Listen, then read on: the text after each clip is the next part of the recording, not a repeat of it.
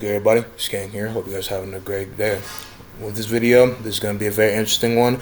As with this vid, I have another form of discussion topic thing, in a sense, with a person of mention in the usual sense, being Clips 101, aka my man Golden, aka Joe. He ain't going to say what's up if he wants.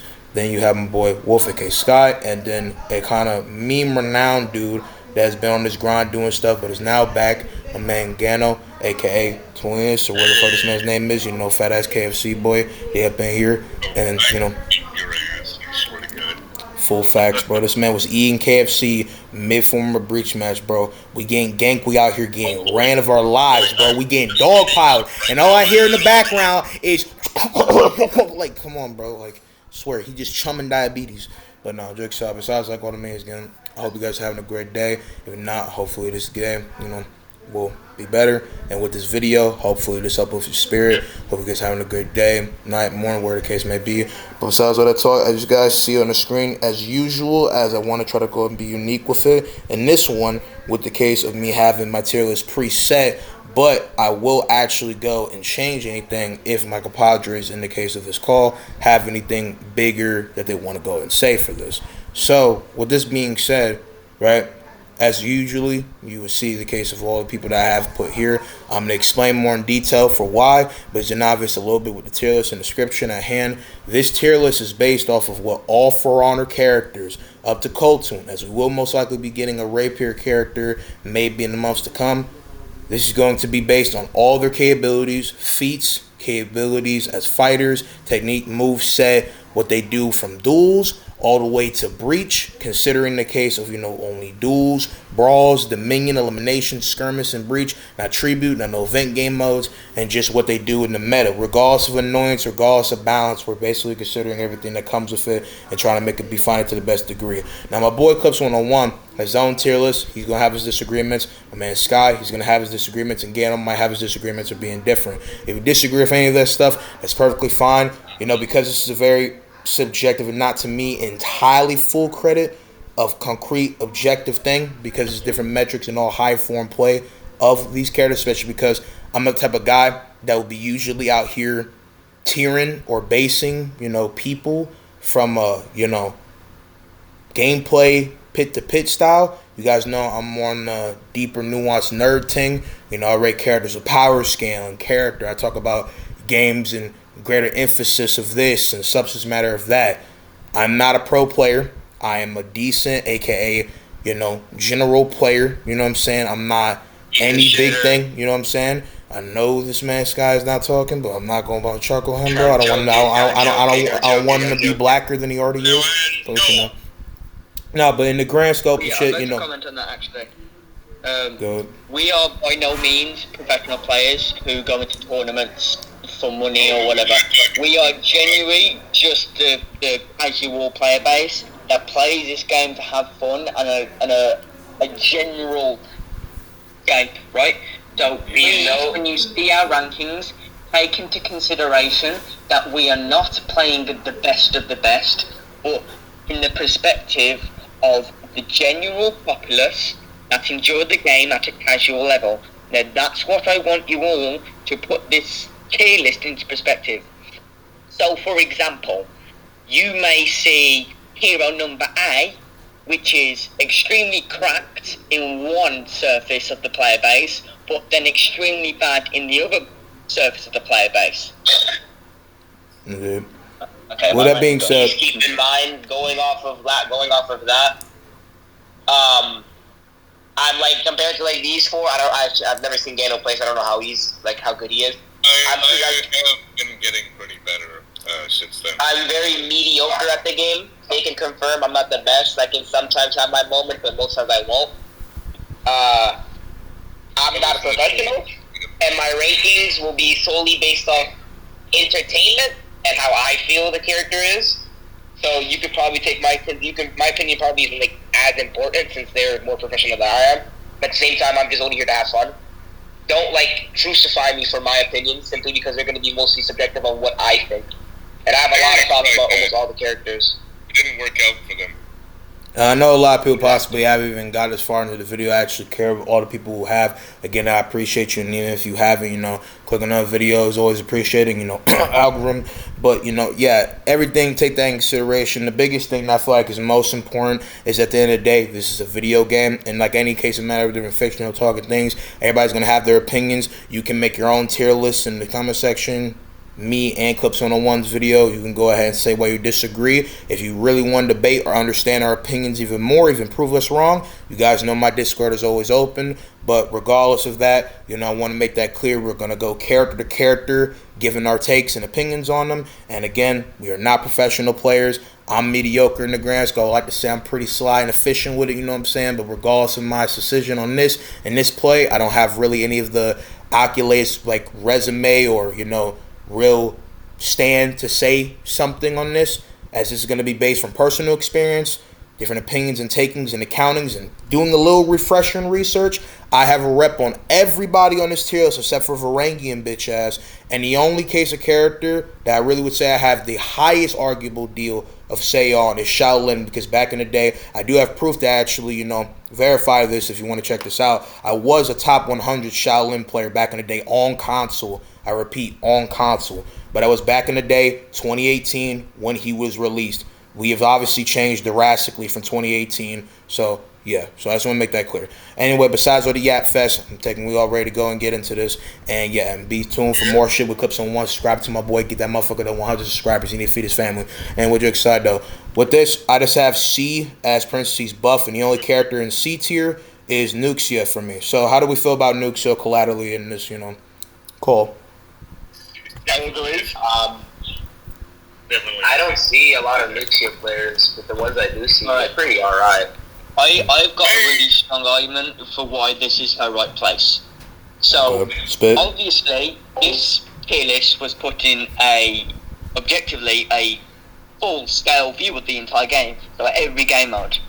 And if you were around, which I was not, unfortunately, but if you were around when the William were announced, and I'm presuming they had a Heroes Den or whatever it's called, she is specifically a duelist character, or someone who gets someone out the way / an isolator, and, takes them at a 1v1. But this is completely useless in 4v4 and breach games. One, because of her dismal health pool. Second, horrible anti-gun capabilities, and to be frank, her deflect ain't all that either. Don't get me wrong, if she gets you in a mix-up, then you can have half your HP gone in a moment, but the second she's outnumbered, or the second she's in a lower health bracket, then she's done for. Yeah, she has no capabilities to defend herself accurately. In fact, I can do it. Yeah, I'm entirely behind that. Grand scheme of things, Luxia is just an unnecessary character when it comes to either doing it in brawls or duels, because once either their teammate loses or their teammate wins, it's just they're not as useful anymore as they are in a 1v1. They can't do crap. Damn. Yeah, so reasonable.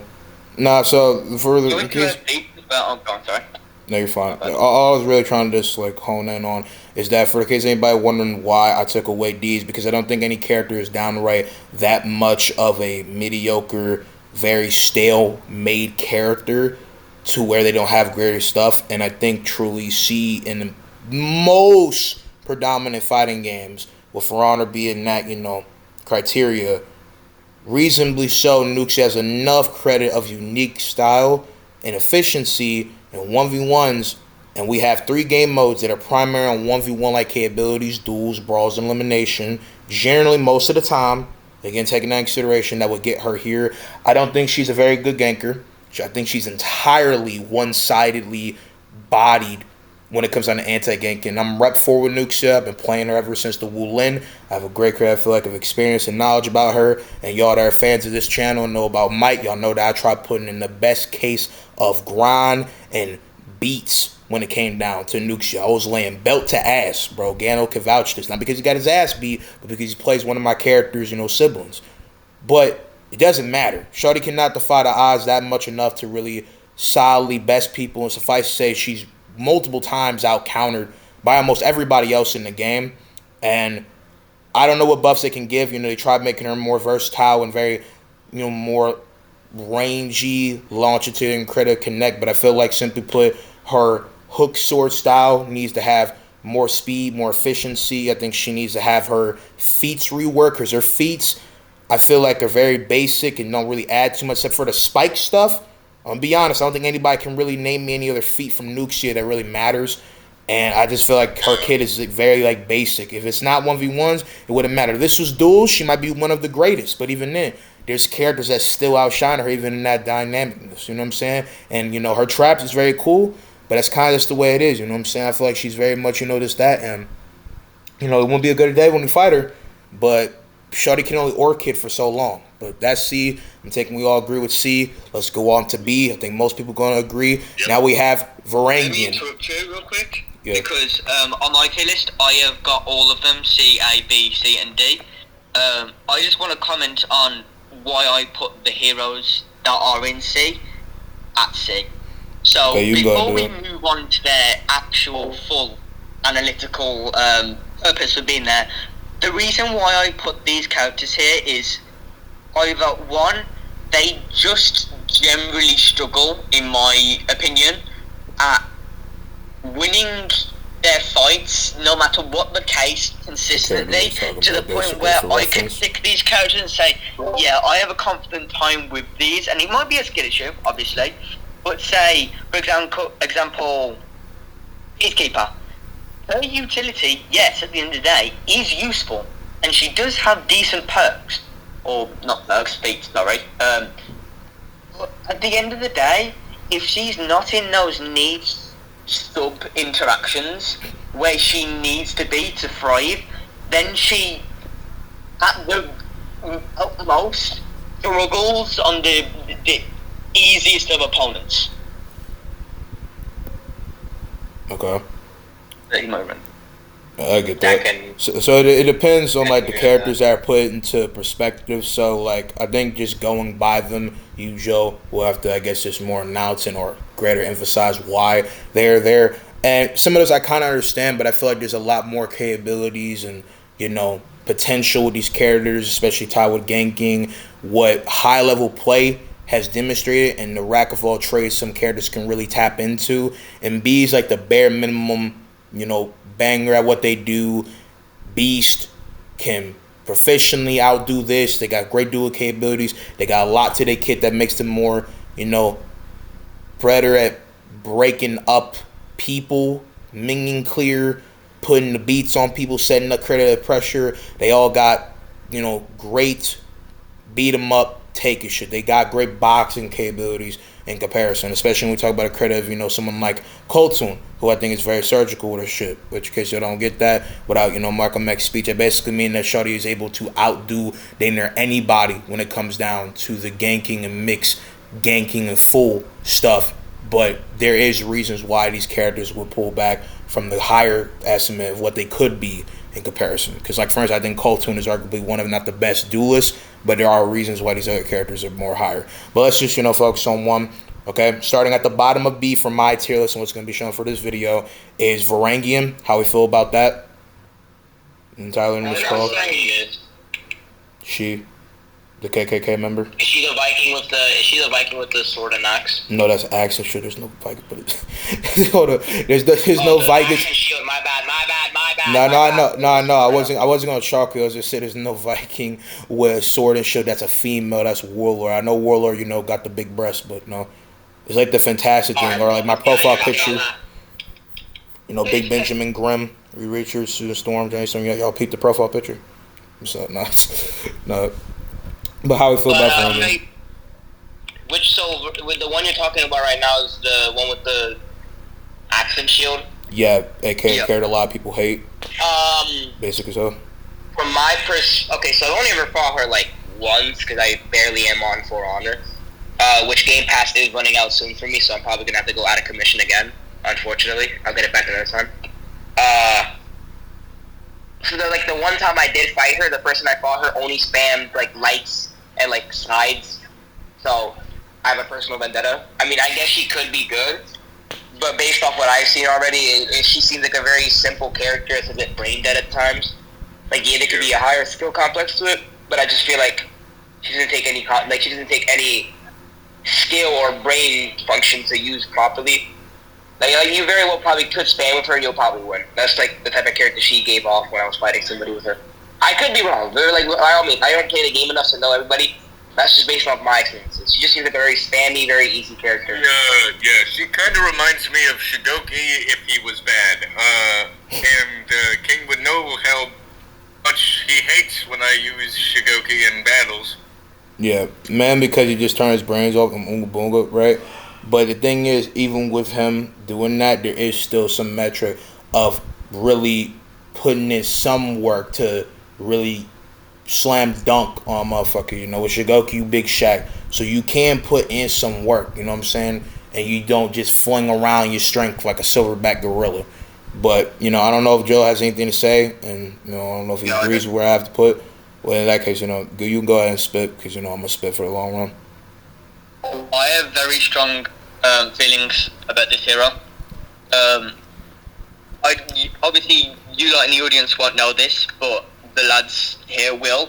I get a rep with at least, I would say other than Ocelot, because Ocelot was really bad, but Ocelotto. I get a rep with every new hero that comes out day one. So I wouldn't say I'm the best experience, but I know what she's like and how she's evolved. One, she has way too much utility than she needs. This is the core reason why I disagree with what King's put here. No hate, obviously. But I believe she's higher up mainly because her utility exceeds her necessity and skill bracket. Mainly because she has dodge crushing counters, she has normal crushing counters, and she has an all guard, which she has 3 options, one of which is extremely strong wall splat. Wall splat and legend material. Now, this is problematic, obviously, because she can control a fight with 1 correct read. Number 2, she has some of the most stupid, unblockable heavies I have ever seen in any video game to ever be thought of by any insolent. I don't get why she has the most awkward animated heavies I have ever seen. Don't even get me started on her lights either. No, I might be incorrect here, but have they taken her enhanced lights away? I think they have, and I would like to go ahead. When I fought her, I'm pretty sure she had a few enhanced lights, but I don't remember that much. Okay, I do remember her getting like half case nerf, like in the sense of damage, and I don't know if like feet recoil getting like downsized some time. But I understand why he's saying what he's saying. But here's the main reason why, to me, I think a lot of it is not substantiate so much. I think she does have a lot of mixed artillery and capability from just a combatant and ganking sense, but she does not do as much super as another. A lot of what she does is dependent on another person. I feel like to actually propose damage, to really pull up and put pressure. I think a lot of what she has, other characters are way more better at to counter from the utility of cracking out counters, cracking out pressure, better all guards, better maneuvers. I think her lights do stuff. There's characters with better pushes. I mean, there's people that can literally just jab your ass away, pull a Ivan Drago versus Rocky and send you flying. Corresponded with the fact that I feel like she's very one-dimensional. She's objectively not very skilledly designed, and obviously, before someone says it, this is a two-way stretch. I'm not saying because I personally think the character is not as goodly designed that they're there, because there's characters a bunch up here that are not what? He doesn't have enhanced lights, I've just checked. They removed that last patch, I'm pretty sure. Gotcha. Okay, well, that's good correction. You know, look at Joel being big up, analyst here. But back to my point, though, right, and that's a compliment, right? What is being said is not too much big stinging out that makes a difference, but it is an arguable annoyance factor, but that's not the reason why I'm putting her here. Because I'm taking my personal feelings when I'm trying to be as most concrete, solid, accurate as I can to give my reasons and put into all around form perspective for why I feel like they're here. Because just on a general basic sense, consistently, she does not have that much shit that's out damaging higher grade people, and a lot of stuff that she is annoying with only gets annoying on the higher level or people that play in a certain way. Her general kit just being used is not that useful. And also in these tiers, it's not always about who's higher than the other. You could obviously mix and match if you think they're in the same tier, but I think it's consistently they are reasonably all going to be reasonably more higher to put into play what they can actually do. So even though, yeah, I'm kind of getting on my angry age and, Yap Ting, I feel like this is a reasonable sentiment for why she's just only at the bottom of B tier, because everyone else got something way more greater than what she can dish out. That's just me personally. We can agree or disagree, Joel or anyone else. But unless we have anything more to say, or we're down to move to Sohei now in this call? Yep. All right, so who wants to talk about Sohei first? You got anything you want to say, my Chris? bad, yeah, no, I cut you off. No, I didn't say nothing. Oh. So, Clips, you want to say something? Oh, yeah, okay. Right. So, Sohei. In my opinion, yeah, around about the same place. Although my main frustration with this hero comes from his unnecessary hyper armor. Now, obviously, as a baseline, his damage is minuscule, mainly because of his really big ultimate stupid 75 damage move, but his damage really pulls him back, which I think he has like 9 damage lights, which is extremely just terrible as a baseline. But his hyper armor, especially on his zone, is impeccably good. Now, I can't remember what it was, I think it was like 400, 500 MS hyper armor, which is decent. Like, that's on the level of, that's better than Warlord, which has some of the strongest hyper armor in the game, in my opinion. And that generally is the only good thing about that hero, obviously other than his ultimate attack, but at the end of the day, you only get that amount most 2 times a game, including your feet. So, that's my opinions. I'd say I agree with King's placement here, but I'd say I'd put him behind Hungarian.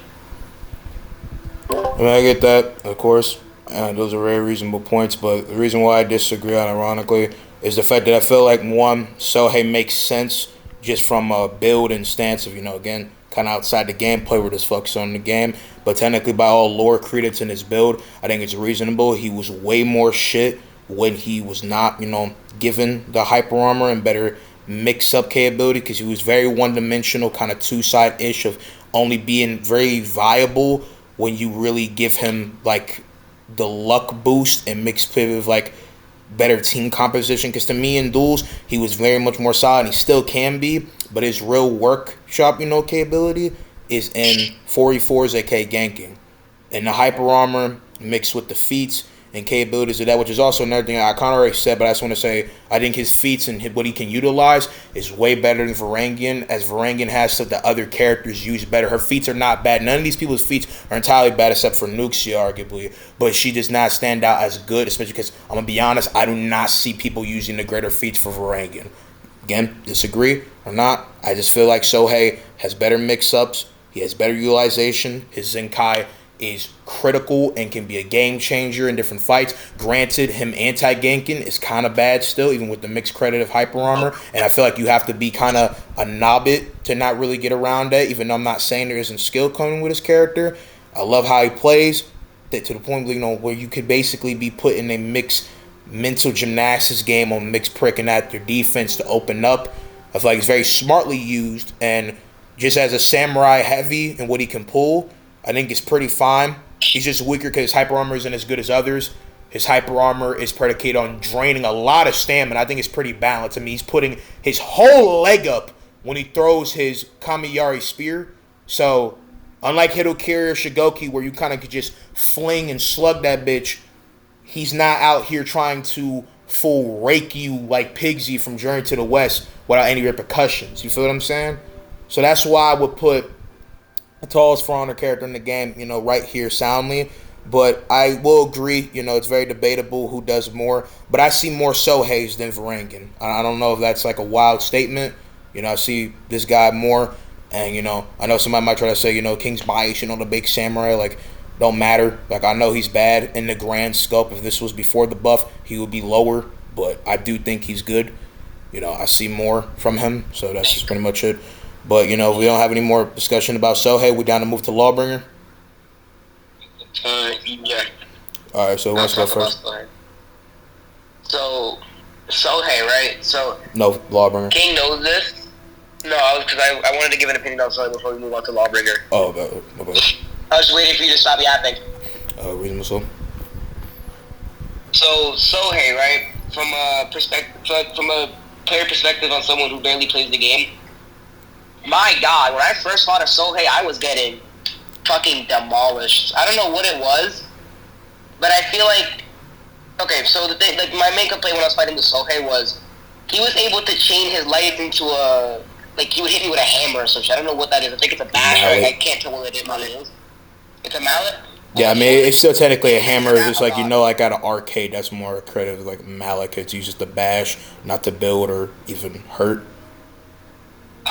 Well, he would do that a lot, and I don't know if it's a skill issue, but I just feel like to a degree Sohei is able to chain a lot of his moves together, and he's able to pretty much just, he has a lot of options when, like, from what I see. Like, from a person who, like, only fought him maybe once in a real setting, and there was a good Sohei at that. Like, he was really good. He carried his team, I'm pretty sure. He's very good, in my opinion. Maybe I could be wrong. I have to fight him more to, like, fully analyze, like, what his flaws are. But to a degree, I feel like he has good options when it comes to putting people in mix-ups. Like, when I got put in a mix-up and I kept falling for his things, my health bar, like, decreased. And watching him charge up those souls and just realizing it's going to be red at some point, and if he gets you, you're cooked, it's kind of scary. But at the same time, it's also, like, predictable. But that's just my opinion, right? Like again, I'm not the best person to be speaking on this because I'm, like, not the best. But I just feel like it's, from my perspective, he's good, but he's not as good as some others, so he could probably be countered easily as long as you know what you're doing. In my case, I don't know what I'm doing. That makes sense? Yeah, that's pretty much what I'm trying to make clear, especially with that one other point. But yeah, I agree with everything Sky was saying. In your case, you think useless against him. Okay, one second, we can move on to Lawbringer then? Yep.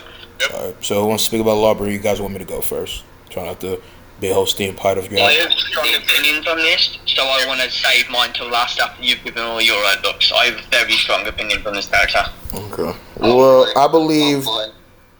Wait, you want to go, Sky? I'll keep on short. I feel like... I could be wrong for this. Like, the Lawbringer people don't, like, murder me, because Lawbringer mains are extremely dedicated to their character. I respect it. Don't center but this, man. I feel like to a degree, I think they made Lawbringer less fun. I'm pretty sure they reworked him, didn't they? Like, they changed a bunch of stuff about him. So, yeah, they're decent, dude. I feel like after the rework, he just isn't fun to play. I don't know what it is. It's just, I feel like they made his loop boring.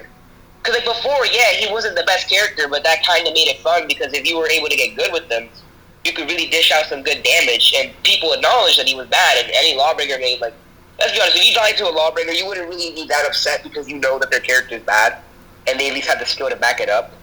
At least that's what I think. But from the new rework, I don't know. I feel like they just butchered what made Lawbringer fun, and they made him a repetitive character, because all Lawbringers do nowadays, and I'm guilty of doing this every time I play Lawbringer, it's the... What is it? The heavy and the light, and it's just spam that, side bash, heavies, parry, this, that, yada, yada. It's like the same loop over and over, and at some point it gets boring. I just feel like it takes away from it. Like, you can make a character, you can rework him and fix the complaints, yeah, but I feel like they should have kept him fun the way he was before, because nowadays he's so shallow in what he is, because all he is just a character that's so one-trick and one-dimension that it's just not fun to play against him or play as him. That's what I'm thinking, at least. I could be wrong. You guys' opinion might be different from mine. That's just what I think about him. I mean, I understand that opinion from just a play stand and playing against. That does not, in my opinion, in the full objective merit of like actually tiering, take away what he can do in the grand scope as a character. But I can agree with really, unraveling what my brother Wolf here said. That is somewhat sense of true. I still have fun time playing against him to a decent regard and as him to a greater form. But I think it's just how he pulls every matter of shit and the fact that no matter what you do, this man will always be the king of being a turtle. This motherfucker will always be Stephen King's turtle when he's out here facing you instead of him mixed plays, and him being more primarily cracking out, heavy build with hybrid counters, unlike when his original, I'm talking like default state, where he was a guy that had great damage to bring, but you really had to work to it, aka a guy that was built off of building up damage and being so good at outmaneuvering you. Like when you were fighting Hull, of a bunch of people, and you were in a mix of Lawbringer felt like an actual wall. Now Lawbringer still feels like a wall, but seemed like the wall was giving Compound V, and now he's moving like Kraven the Hunter from Marvel Spider-Man 2. No, that is not a spoiler. Look at the trailers. I'm just saying, it's like that man is built different. You know what I'm saying? Like the motherfucker is a little bit annoying to a greater deal, and I guess I'll just end my point here. I just think him with the feats, capabilities, pool of shit is very clean, and he's a very great counterer. I feel like he's very crazy when he gets in. I think he's a very good ganker. He's a terrific anti-ganker, and yeah, I mean my man's built like War Machine from Marvel. You know what I'm saying? Like Lawbringer really about that action when he get in. I think the only problem is that he cannot maneuver in the same means greater shit. He cannot help his team as effectively in team fights without fucking them over sometimes. I think his crowd control just from team fights is not like Dominion with like the case of taking shit easily by himself, but just in crowd control with others is different, or even like with the minion lane. And he can't put in great deal of work, but he kind of is just a better, defensive offense combatter. He has more layers to his character that can give that. Even though he might be one-trick pony, his one-trick pony is a lot more successful, because everything you're saying about Lawbringer, not saying that, my man Sky is necessarily wrong, but I think we can argue to even agree fully, but we can obviously agree disagree, that Sohei and Varangian are more one-trick ponies than Lawbringer. I feel like I'm actually playing with an actual set of toys in this analogy than what Sohei and Varangian is, because Varangian is a kid that's only throwing a ball at a wall, and Sohei's practicing Wing Chun on a fucking pole. So like, yeah, but anyway, that's my opinion on it. But yeah, go ahead and spit clips.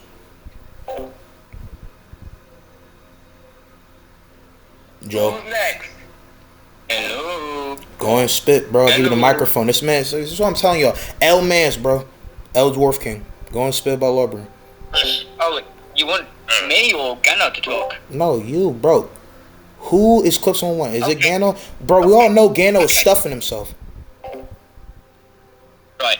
Yeah, hey, man, just because I'm eating KFC during this, you gotta shut your mouth, alright? You're eating KFC right now? Yo, you're a heathen, bro. What the fuck? Shut up, bro. Listen, hey, the chicken strips are good. You can enjoy the chicken strips. Let me enjoy my chicken I can smell the triple chin. Does Gano's wife, like, cheat him? I'm wondering. Or fiance, I don't know. It's a random statement. She makes the greatest Mexican food. You said what? Cairo, I'm not me, but anyway, Clips, go ahead and spit. Someone else share. Yeah, Alright. yeah, spit. So Lawbringer, on my tier list, I've put it as where did I put him? So I put him in. Put him B tier. Now, looking back at it, I'd probably put him low A tier, mainly because this guy's pressure is extremely just unnecessary. Now, bear with me here, because I will be speaking a lot, and it will be very mismatched, but I have a lot to say about this little rat. Right.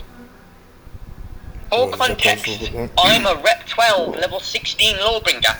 I loved this hero to bits.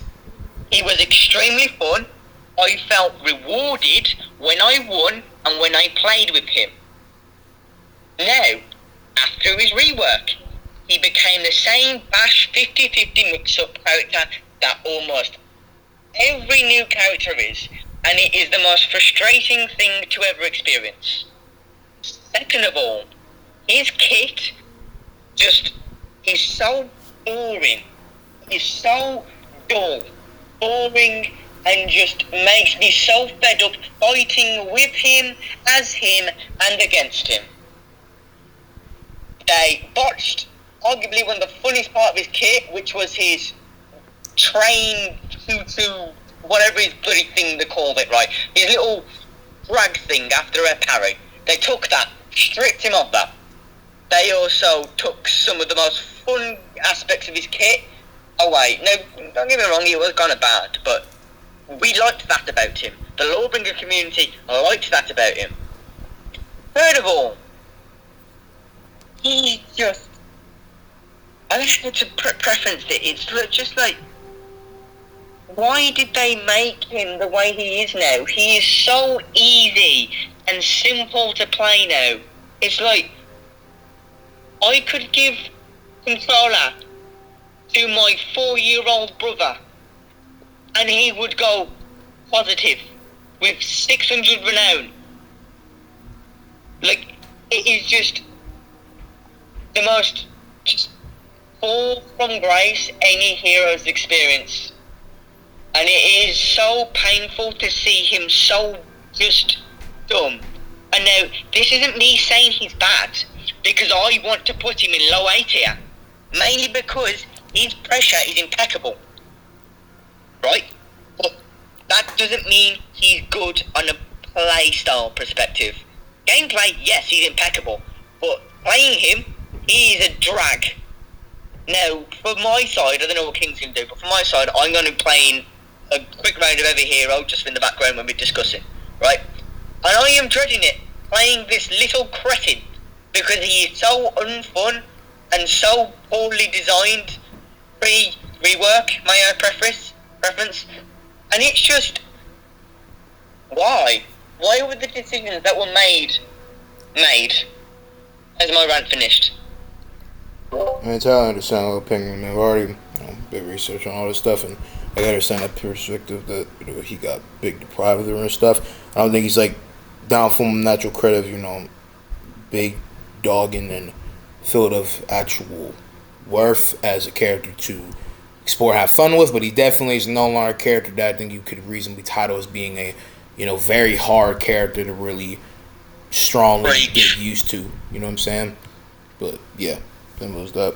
But if we don't got anything more to say about Lawbringer, we down to move to Peacekeeper. Yes. All right. So who wants to talk about Peacekeeper first? I'll go ahead again. Sorry if you're tired of my voice already, but So there's gonna be a long video. Ain't nobody getting tired. No.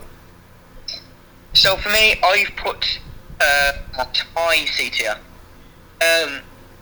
Mainly because I find her, yes, in some instances, as I specified earlier before we actually got properly into it, she has some of the best mix-up potential in very, and I mean very niche substances. Now, in 1v1, yeah, she's okay, but then when you get someone in, I'd say, near a wall, or they're panicked or frustrated, or they're just not playing at their best, then she's an absolute monster. But at a baseline, just casual play, she really does not perform the way she should. One, her damage really isn't the best. Two, to be blunt, other than her unreactable light, which at the end of the day can be reacted to if you're thinking hard enough and competent, she really don't have any openings, whatsoever. Don't get me wrong, she has, I'd say, decent lights, but any competent player can, I won't say competent, but any semi-decent player will be able to parry those after a while. So that's why I put her quite low, mainly because outside of Jules, she's just kind of mid, or very, very low meh. Anyone else have anything you want to say about Peacekeeper or no? The light spammy ones are very annoying. Besides that, a good peacekeeper can really mess you up. Like, it really depends on the player. Like, a good peacekeeper can definitely mess you up. But she's not about the little subclass of peacekeepers that just continuously grab you and stab into you downwards. Oh, the British ones. Over and over and over again. My lord. Grabbing motherfuckers like Juvies and Gears of War. The British peacekeepers, man. Oh, they just grab you and they stab you and then liver failure and then liver failure. I mean, you really should call them eyeless jacks, bro. They be trying to get them livers for days. But like, let's probably put my 2 cents. I disagree a little bit with Cliff's perspective about the whole openings thing. I do agree for general people, it's not a casual thing. It's not always just an indefinite opener. But I do think Peacekeeper has surprisingly some great form of openers when you actually try to set different mixtures of lights and really attack at the comprehension of the player, which I think a lot of Peacekeepers have been prone to do. I think the grab maneuver and the kind of mind games to be put into play with the fact that Peacekeeper has a way to attack you on all 3 lines of attack. The stab maneuver has like 3 different forms of combinations that is very prone to be, the most wicked way to really press a person in duels. But I think in high level, greater form play, Peacekeeper is very unknown because he's not the main person. But when we do see people, I've seen rep 30 Peacekeepers, rep 50 Peacekeepers, rep 80 Peacekeepers, people that need to get a job application. You know what I'm saying? People like that actually do take a new level of kill a speedster with it. And just in, the form of 4v4s, aka the greater multiplayer, I do think when we consider Skirmish, Dominion, and Breach, Peacekeeper do got some nice stuff. Last Laugh is a good feat. And she's not the only person that has that feat, which is why someone else will go higher. But what she does have with it, and the fact that Last Laugh exists and her other feats, she uses in great form. Fear itself. She obviously has a crossbow. She has catapult. She has other character shit. She also is like a decent, I feel like, anti-ganker. She can survive and she can live. I think it really depends if you're good at deflecting, which a decent Peacekeeper can be. And I think in ganking, she can be very fucking annoying. So, in all credit, I think she's better. I also think that she's just better skill-wise than these other people that would be more prone to be here. And I just think the play of most Peacekeepers is one thing, but actual usage and high-level play, there's always a Peacekeeper outshining others, and I don't know if I'm thinking of the right person. I don't know if it's Havoc or Chaos. Those for on the YouTubers or players, but they showcase one of the most persistent and resilient plays of Peacekeeper like no other, bro. Like, I don't know if y'all remember the YouTuber EFB, that Shinobi YouTuber, but some of these Peacekeepers really be getting on that level.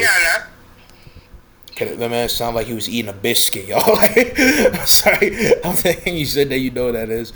But, yeah, that's all I have to say about Peacekeeper. We down to move on to Warlord. I watch my dog in Spanish. She asked me how I said in the morning. Cute that dog. Sound like a generator, though. So, no, but on, bro. My dog bad as hell. Crazy. We down to move on to Warlord, though. Yep, I'm ready. All right, so who want to go first? You want me to go first? Yeah, sure.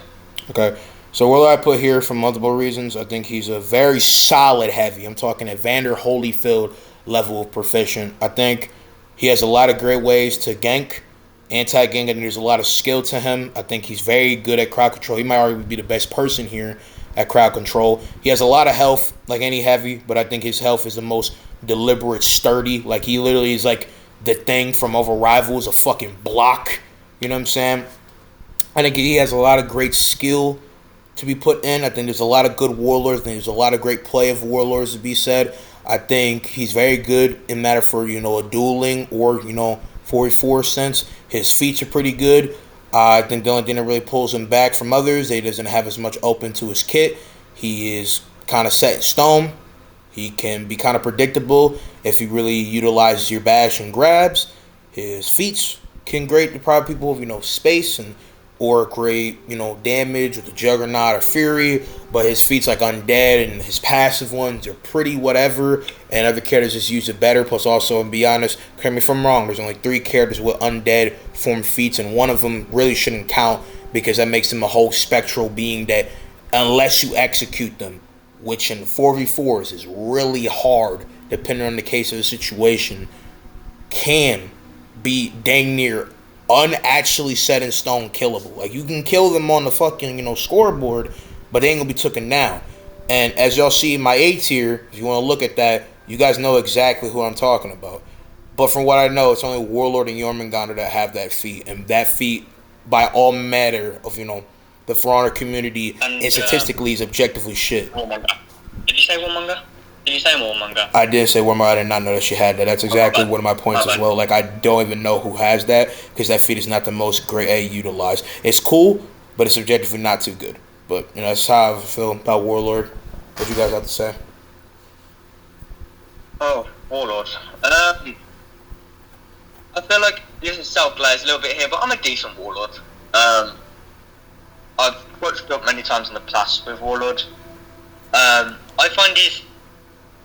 find him, he's decent. That's why I put him in. Where did I put him? Okay, yeah, bottom B tier.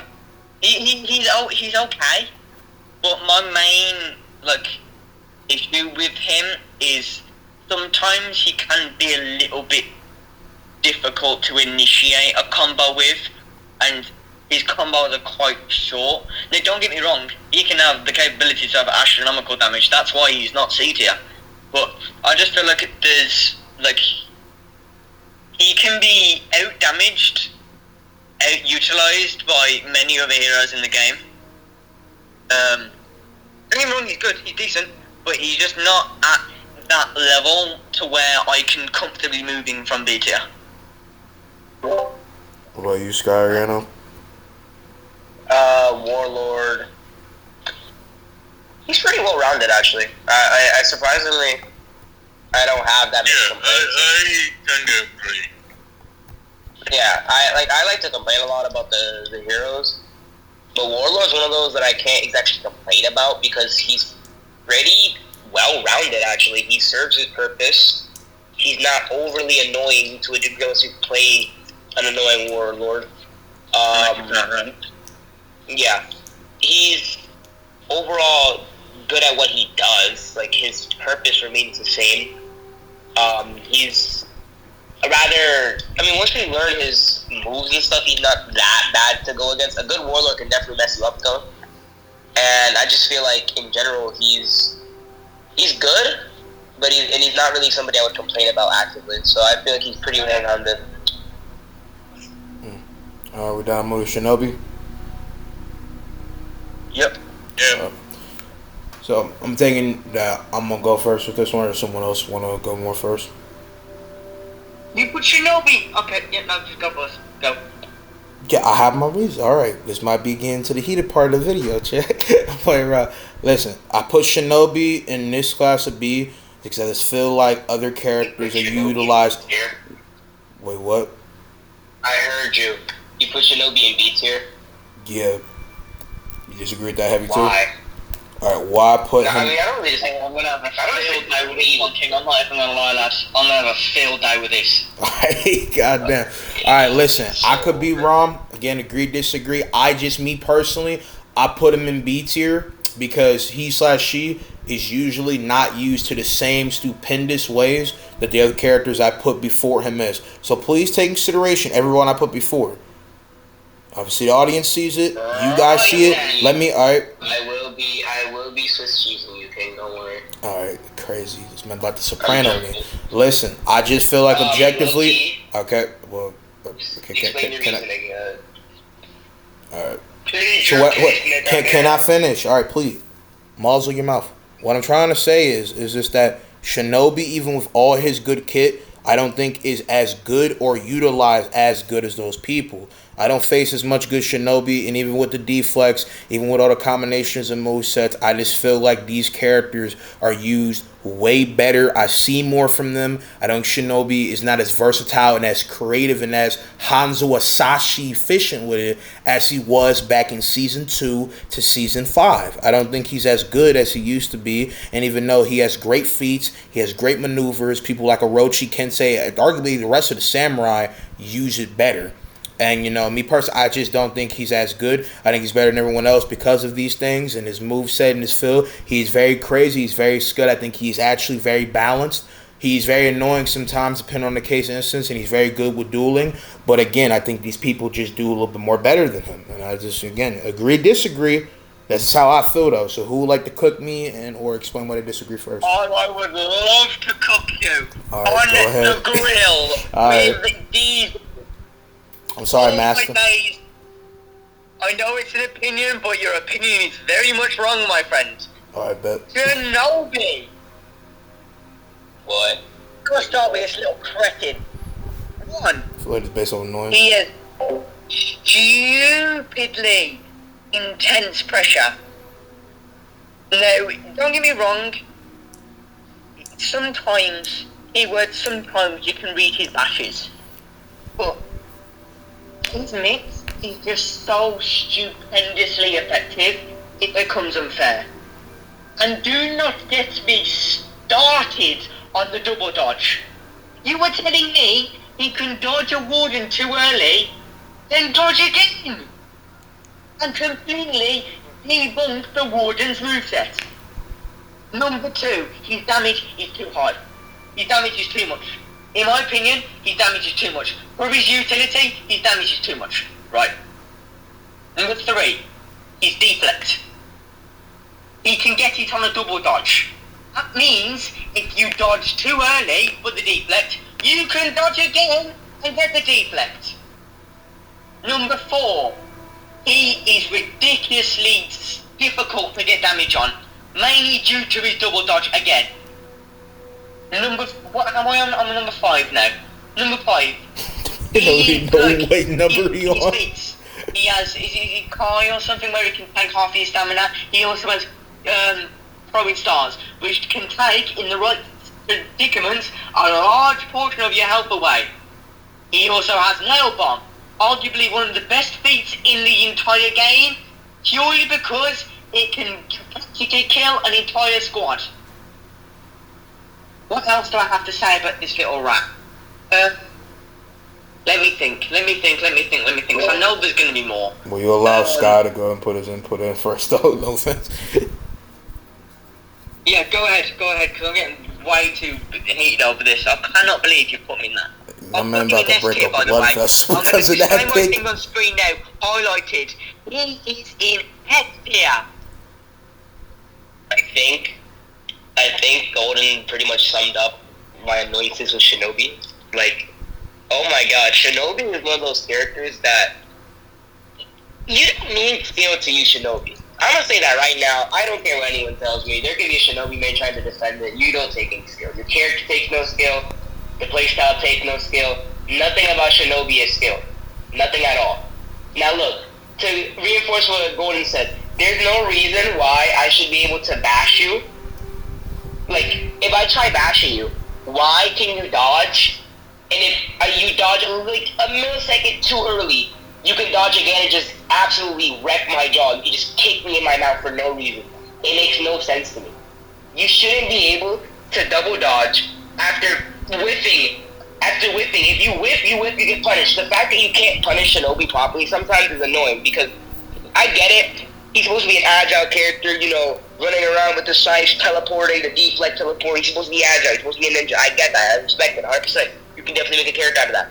But, bro, there's no reason why he's so safe and so annoying to get damage off. Trying to, like, get damage on a Shinobi is like if you're fighting, like, you're picking away at his HP, or he can take chunks of it in, like, one mix-up. It's annoying. It's stupid.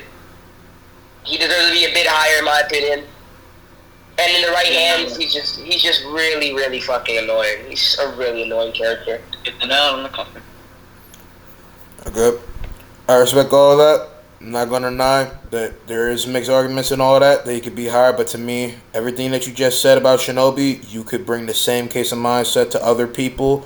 And Medjai is in this tier, and y'all know, audience or not, and obviously my people here that I'm a Medjai main, and some people say the same shit. You know, obviously there's different varieties of it, but I just don't really think a lot of subjective merit to put him as high. I do think in some occasions, and a lot of occasions, Shinobi does not objectively take that much fundamental skill. And they kind of just reignite the flame that this man, Joel, and this man, Sly, actually went about, you know, frying up. I do agree fully that Shinobi might be a little bit too OD with damage feats wise. So when I say he's a little bit bad, I think comparatively stylistically in fight, he is to me, but obviously the other stuff is not. And then we got Jensen here. We're on B tier, which I know you, by the way, if you want to time in. But yeah, that's just like proudly my perspective. Again, agree to disagree. Got the whole fucking group chat together here with this call. But again, that's just me. If we have nothing else to say about Shinobi, Shinobi takes 50% of my HP with nail bomb. What's up, Wolf? I don't care about the rest of you guys. So what's up to Jensen one time? It's been a while, Jensen. Shut up, you fucking fag. Alright, can you chill out? Okay, We're recording. Alright, chill out. Record a video, like seriously, don't. Oh, we're recording a video? Yeah, chill out. Yeah, my bad. And for the record, for the audience, in case I don't know, Jensen is bisexual. So if you want to use that argument, he's allowed to say that. I'm not keeping this in. You can, but I'm not. Yeah, I know, but I mean, this is a lot possible edit, so I don't know if it really gets to that big point. Because I don't know if y'all notice, most of these shows I do not edit. It's too much for me. Hey, don't worry. Gay stamp of approval on your video only. Crazy. It's okay. There you go. So even if like we're getting sidetracked. Yeah, I guess a little bit. But I was gonna say the ports passed him on a fire that Joe and Sky laid down because Wolf, as always, laying down fire like he did, and War of the Vikings. We're now ready to go to Raider. God, War of the Vikings. I'm gonna have a field day talking about Centurion when we get to that part. Holy shit, crazy, bro! Jumper of jumpers. So who wants to talk about Raider first? Raider. Stunning tap. Oh my god. Stunning tap.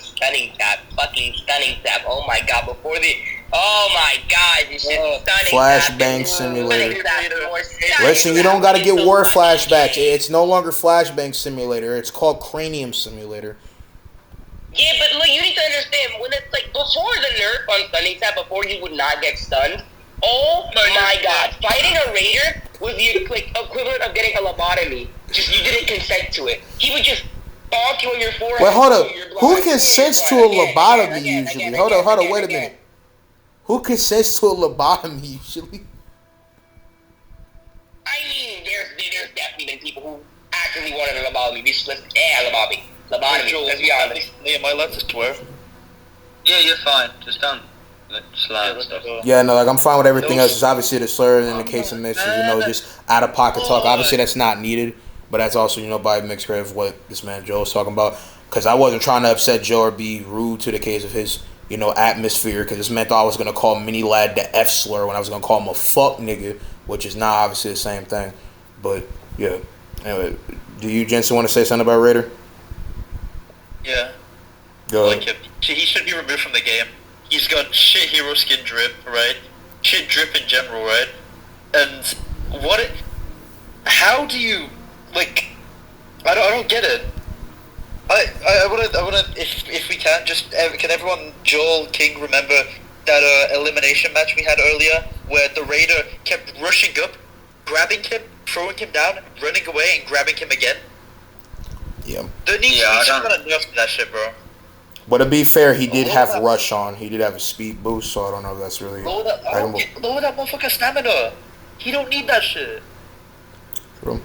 I guess, I don't know how much of a big nerf it is, Possibly, I'd say it's like he loses more stamina, because in reality, if you actually did try that in war, your ass would be a dead hound. So, I don't even know what the fuck he trying to do. This nigga trying to conquest people mid-fight. But besides all that, bro, Joel, okay, close on the one. Do you have something you want to say about Raider first, or you want me to go? Raider, for me... Obviously, on my tier list, I've put him mid C tier, around about. Mainly because, yes, he has decent damage, but his mix-ups can become, and most likely are, very predictable. Sometimes, don't get me wrong, he can absolutely decimate and carry, but I feel like if you see or /4C what a Raider's gonna do in a fight, they really have no other way to open up. And that is the pure reason why he's so low on my tier list, in my opinion, is he just doesn't have ways to open up his utility. For me, I gotta disagree with Elephant Mix. So one again, the whole run up in Roman Reigns Spirit thing, I think is only vital in mix up play in ganking and or the case of the context of situation, aka crowd control with Legend. I think he has great use of type of feats that give great productive play of pressure and or openings for the team. He's a great team player. He can combinate pretty much effortlessly with anybody in the game. He has a lot of banger setups. He is a decent duelist. I think he can become predictable, and there are heavies or hybrids that do him way better. Medjai exclusively, in specific, in mind. But I think that Raider is like an indefinite spot of being a guy that can put in great pressure and muscle. He can be very annoying. He does have great mix-up of the stunning type that can be predictable, but there's a lot of people in his mix-ups and how he does it, and the fact that he has like multiple quadruple setups of hyper armor.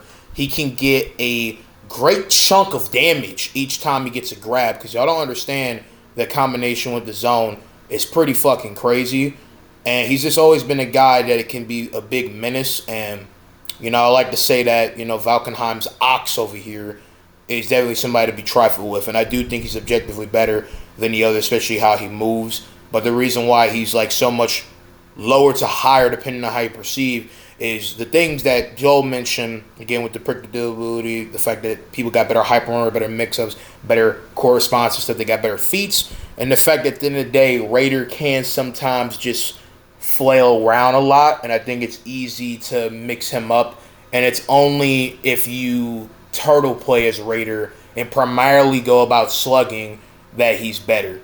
Like if you basically play a fight like fucking what's his name? I forgot his name from Naruto. Yeah, Gaara. If you basically fight like Gaara, barely doing shit, but then throw out something that's heavy, that's really all he got.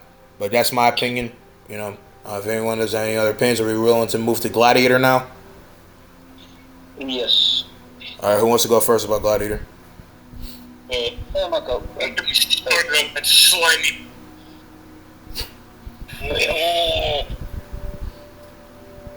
See, Gano shares the same. Hold on, sorry, Gano. I see you share the same feelings I do. Go for it, Gano. I got some food here, guys. Move where he stabs you in the foot all the time and spams that grip.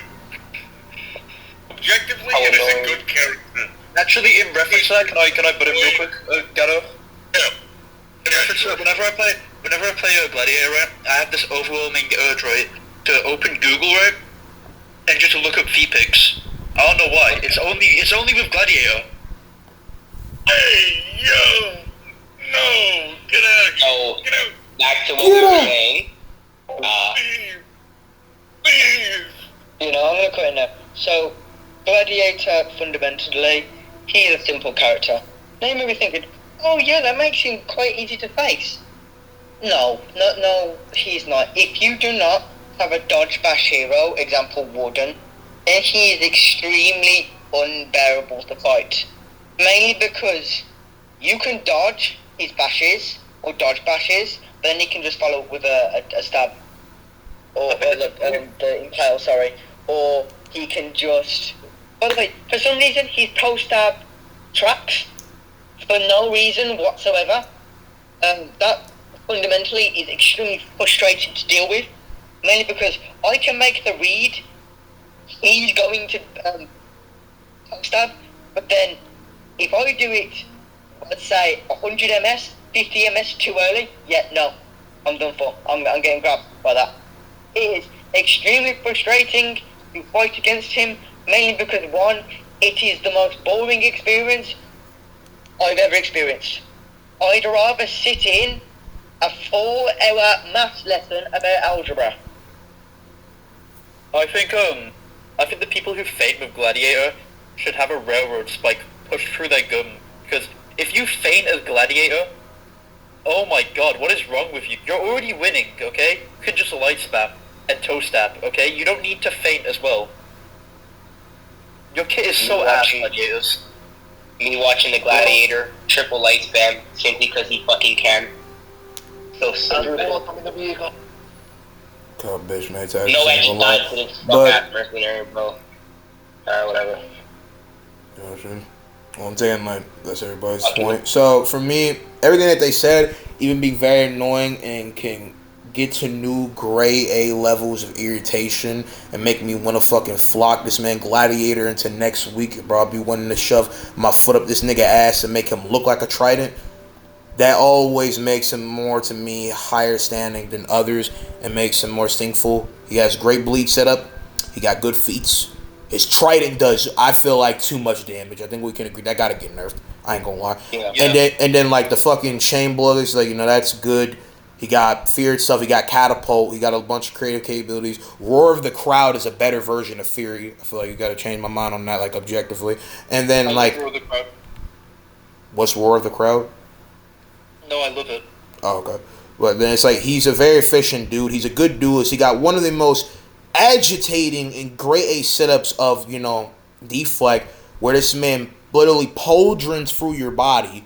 And yeah, I mean Percy Jackson with it. So, yeah, I would like to say that Gladiator reasonably should be here and is better than these other people. He also can combinate hella hard. And also, I don't know if y'all know this, but I fear a Gladiator and a Shaman more than I fear, unironically, like legitly, I actually fear a Gladiator a little bit more than a Peacekeeper. Y'all have not been ganked. Well, no, because Peacekeeper's banger with Shaman. We all know that Nobushi and Shaman, S tier duo. That's like Cloak and Dagger, unparalleled, undefinitive. But if y'all ever been jumped by a Gladiator at 3 a.m. in the morning with a Shaman, that was the reason why I couldn't stream that 1 week, guys, because I broke my controller. I busted that motherfucker off my basket, bro. I ain't gonna lie. Because that shit was infuriating. Camp. That Gladiator was fucking having E-sex with Shawty in the fucking Xbox party, H2 Delirious style. Get wild, bro. Like, fucking hate that, bro. But it is what it is. Anyway, we down to move on to Zanhu or Sunda. Yep. All right, who wants to go first about Sundar or Zanhu? I'm just going to call him Zanhu. Me. All right, you go ahead. My goat. We got a resident Zanhu name. Which tier is he right now? He's in B. I put him in B. I put him higher than Gladiator, Raider, all that. Okay, B, okay. I think his kit is very versatile, right? I think there's definitely things that can be improved, like, he should probably get hyper armor and some more attacks, in my opinion. Right? But overall, I love him. I love his drip ride. Zanhu should be S tier, or whatever the equivalent of S tier is. I'm not biased. I'm not biased though. Who? Zanhu. Zanhu. Who the fuck is that again? That's the Woolen. I was gonna say that's the Woolen swordsman. Okay, the guy that's a pyronetic uses fire. I breathe fire. Splitting edge. The guy with the hat, the Imperial, bodyguard. It took me a minute because I haven't seen anyone play him in ages. Holy shit. 5 business days. I'm right here. Yeah, well, I barely play with you, so I wouldn't really know. You don't play Xbox in general. I mean, I do, but like, just been doing other games. There's also Game Pass. If you need some more Game Pass, I can put you on game with that if you want. Good daddy. Yo, pause. Anyway. What did he pay? Does anyone else want to talk about Zanhu? Or is it that... I'll put in my 10 pence. I'd say Zanhu, overall, he does have the opportunity to have a good mix, but he just generally is really underwhelming and just lackluster. For example, his zone is the most choreographed attack I've seen in my life. His lights, after a while, can become very predictable and easy to parry. And then, look, his main mix-up, which I see almost every Zanhu player use, is heavy or light into unblockable, heavy soft feint into guard break. And it just becomes the most predictable moveset to deal with, I'd say, arguably in the game. Now, for me, I put him in mid C tier, only because he's not entirely trash, but by no means does he compete with higher grade heroes. Me personally, I think Zanhu is a very sufficient swordsman that even with having a very one and done kind of move set, utilizes it very good. I think there's a lot of great tricks and setups that make Zanhu very crazy. I think Zanhu is just a kind of way more blitzy version of Kensei that does a lot of crazy shit that makes Zanhu very cool. But the thing that really makes Zanhu be more greater, besides the dual capabilities, was to be had in the fact that the bash, I think, is pretty decent. I think it's a lesser version of Tiandi's, right? Because it's kind of a side palm, bash. But it's a cool setup. Not like in design, I'm not critiquing the martial arts. But I'm saying how it's set up. Because as y'all know, with Tiandi, that bash is dynamic, son. Like, that's like the right hand of like a motherfucking boxer can be bombastically crazy and flow. You know what I'm saying? Float like water. But what gets Zanhu here that I don't think anyone can really say I'm wrong for feeling, at least, is the feats. That fire goes stupid. That fire immaculate. That shit is some Zuko shit. Especially in Breach. That commander health, he be leaking. He be leaking. Pause. He be leaking, bro. And I'm just saying, like, I think that's what really gets them there. I think there's a lot of crazy setups to be had. I think Zanhu is very effective when we talk about fire. And to me, her last, default feat of the fire spray and team control puts her pretty up here. And I also just think, in usage of it, the fire trap, the fire kunai, the fire bow and arrow, combinations of that sort, she's very good at setting ground control. And when you combine with a lot of these characters that have crowd control and ground control really good, and I don't know if that's, a difference to y'all, but basically I mean separation of people in a fight and making space, right? Like how if you play shooters, I'll use Marvel Rivals as a common example. The thing is good at crowd control. But who's good at ground control, aka making space? Magneto. Because one runs around and one is positioned. You know what I'm saying? To me, Zanhu is king or queen of crowd control because you have to disperse. Almost 100 damage from 1 feat that hits multiple people. I'm just saying, man, it's good.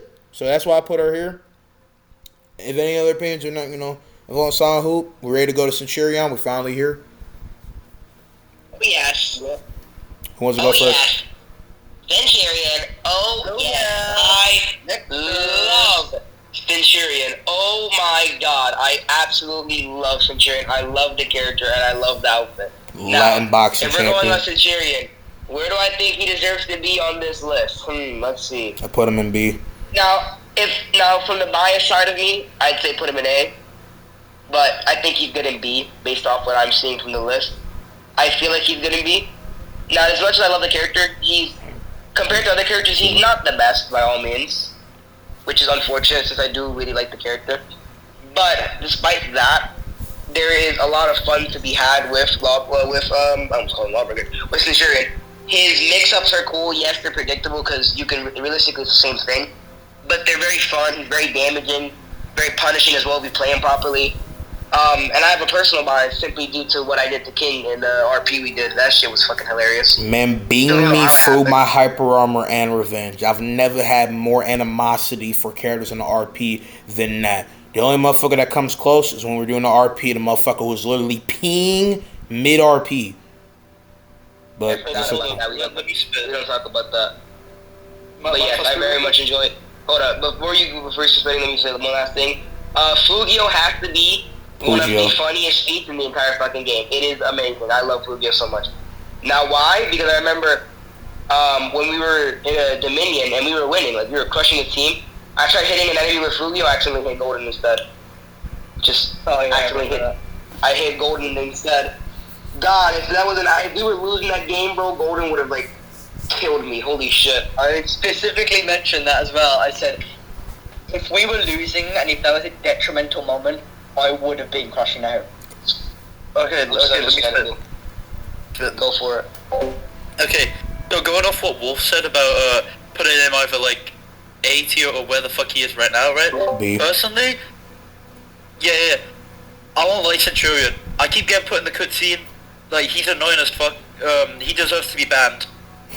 And that's all I gotta say. Got him. Alright, so from the perspective of someone who has played this game, I don't want to brag by any means when I say this, but at a little bit of a higher level than Wolf and Jensen. I've seen potential that Centurion has, mainly because I have killed people beyond Rep 5. Oh, I didn't mean to kill people again. Beyond Rep 500, and beyond that, his kit is extremely strong, mainly because he has very timed heavies. He has extremely good stamina control, and third of all, he has an extremely strong bash that he can get into extremely easy. He has extremely good guard break potential and utility off that. And overall, obviously, as you're looking at my tier list, I put him high A, mainly because he's extremely versatile. I'd say he did lackluster in a gank situation, but being gank situation, but ganking and 1v1, he is impeccably strong for one, setting up punishes and dealing punishing. He is extremely strong in that regard. So, obviously no hate or no disrespect, but I am going to have to directly oppose Bull with his statement there. Obviously, my opinion.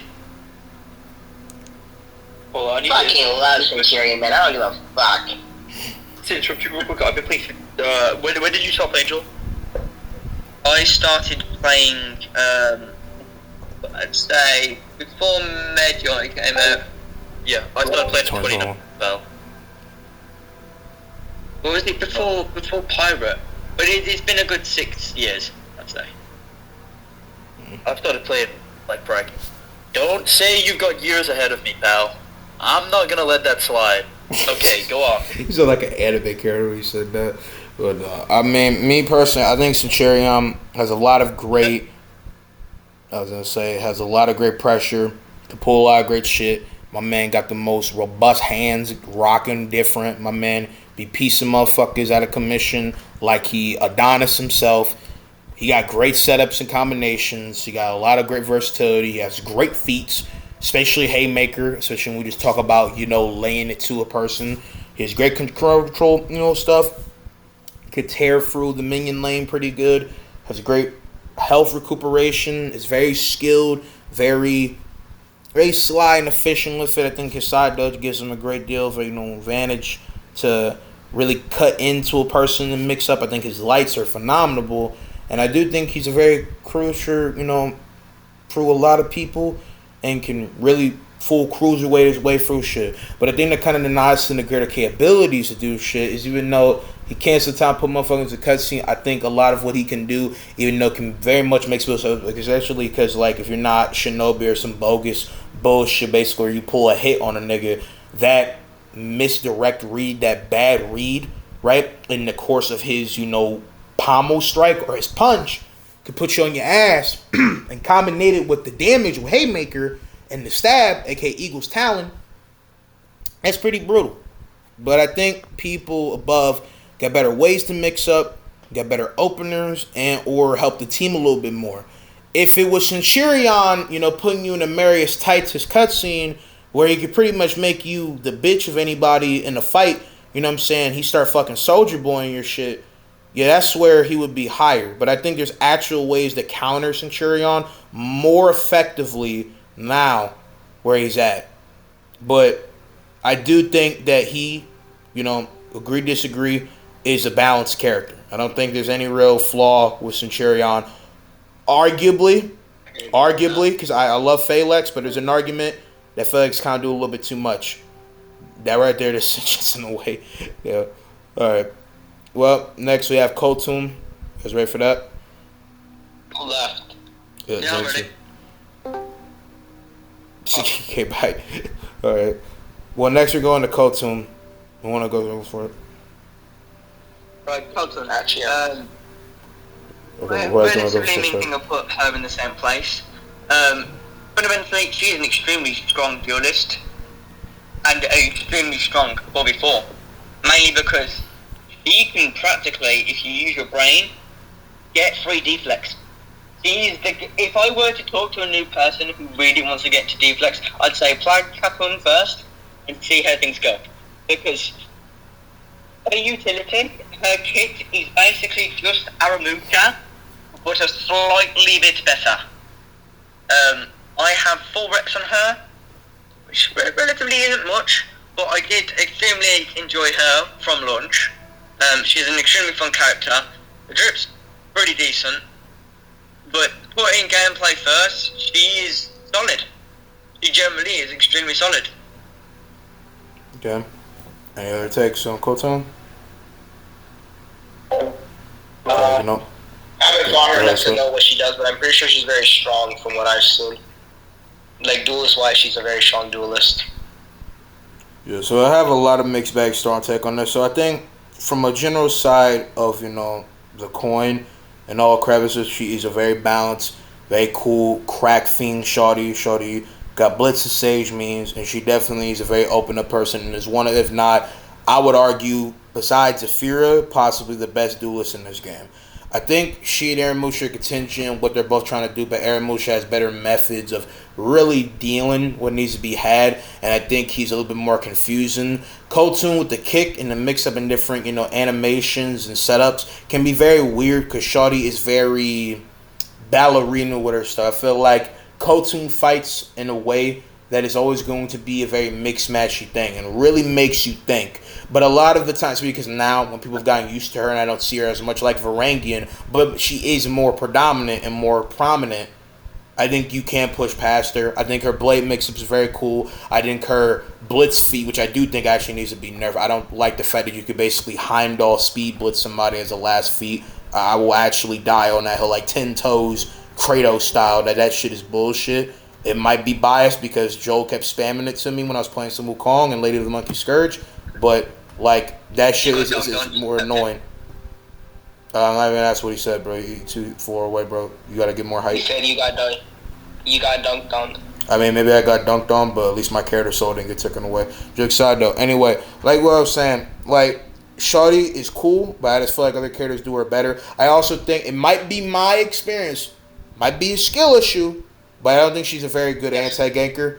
I don't really think she's that most crazy with that. She's not terrible. She's not terrible. I just don't think she has as good of an anti-ganker. That's one of my few things. Ganking wise, she's very fucking annoying. The setup in Spear. She's basically Centurion, but I would argue worse because Centurion, you know what's coming.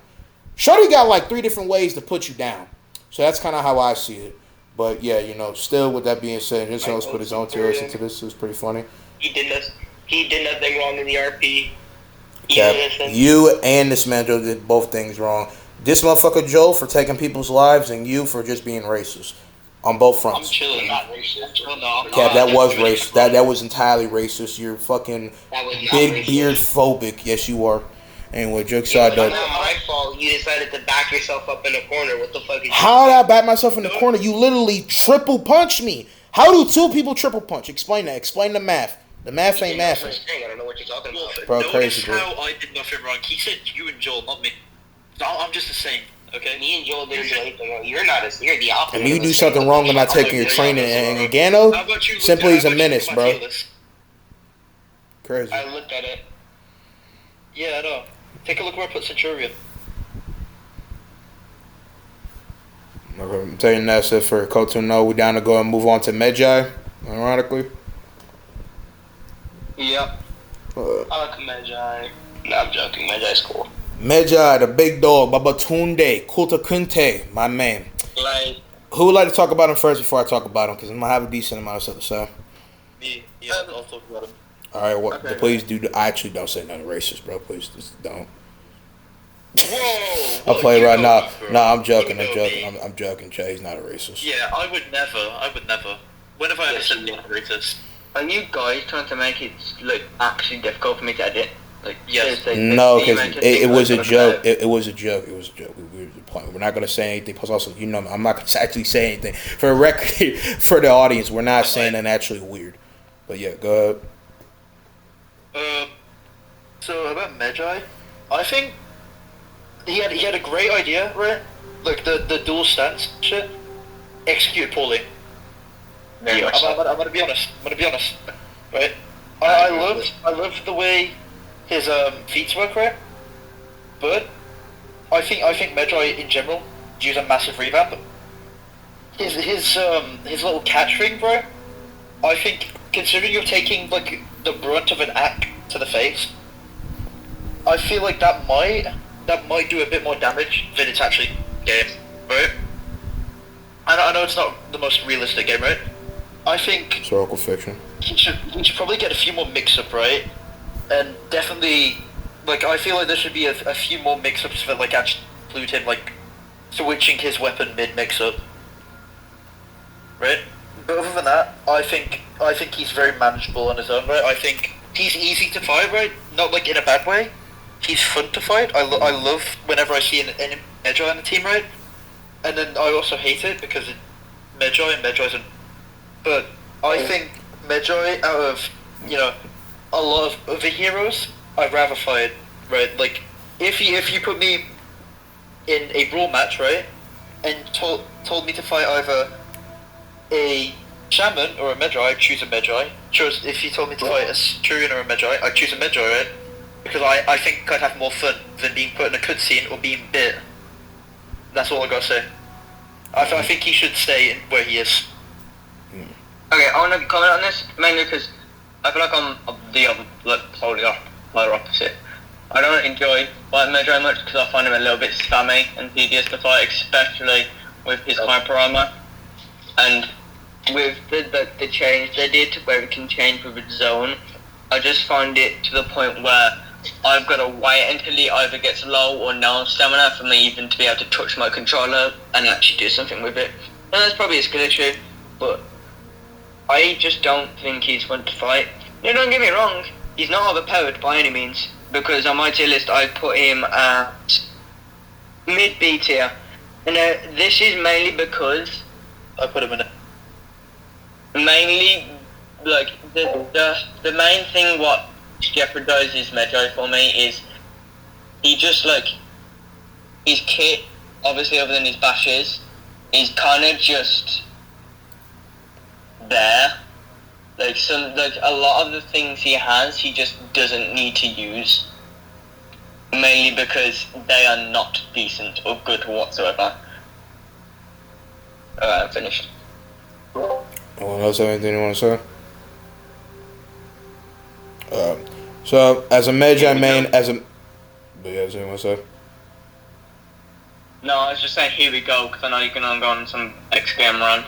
I mean, maybe, but it's going to be excellent facts to be provided. Okay, so to do this in the most concise, coherent way and actually fill no ears gore over here with some actual education, I think that Medjay with his whole zone thing is a cool idea. I think it could have been more uniquely done. I think what he did before, where it was like an all guard, he actually felt like he was in a stance instead of it coordinating in the same mix match combo, was better. I still think it is utilized in a cool way, but instead of actually switching and forming into a different, unique sense of style, it is now just another layer of combos, and he's just throwing more to get more damage. You will never see, I feel like, a general Medjay, and this is a Medjay that has over 100 hours in him.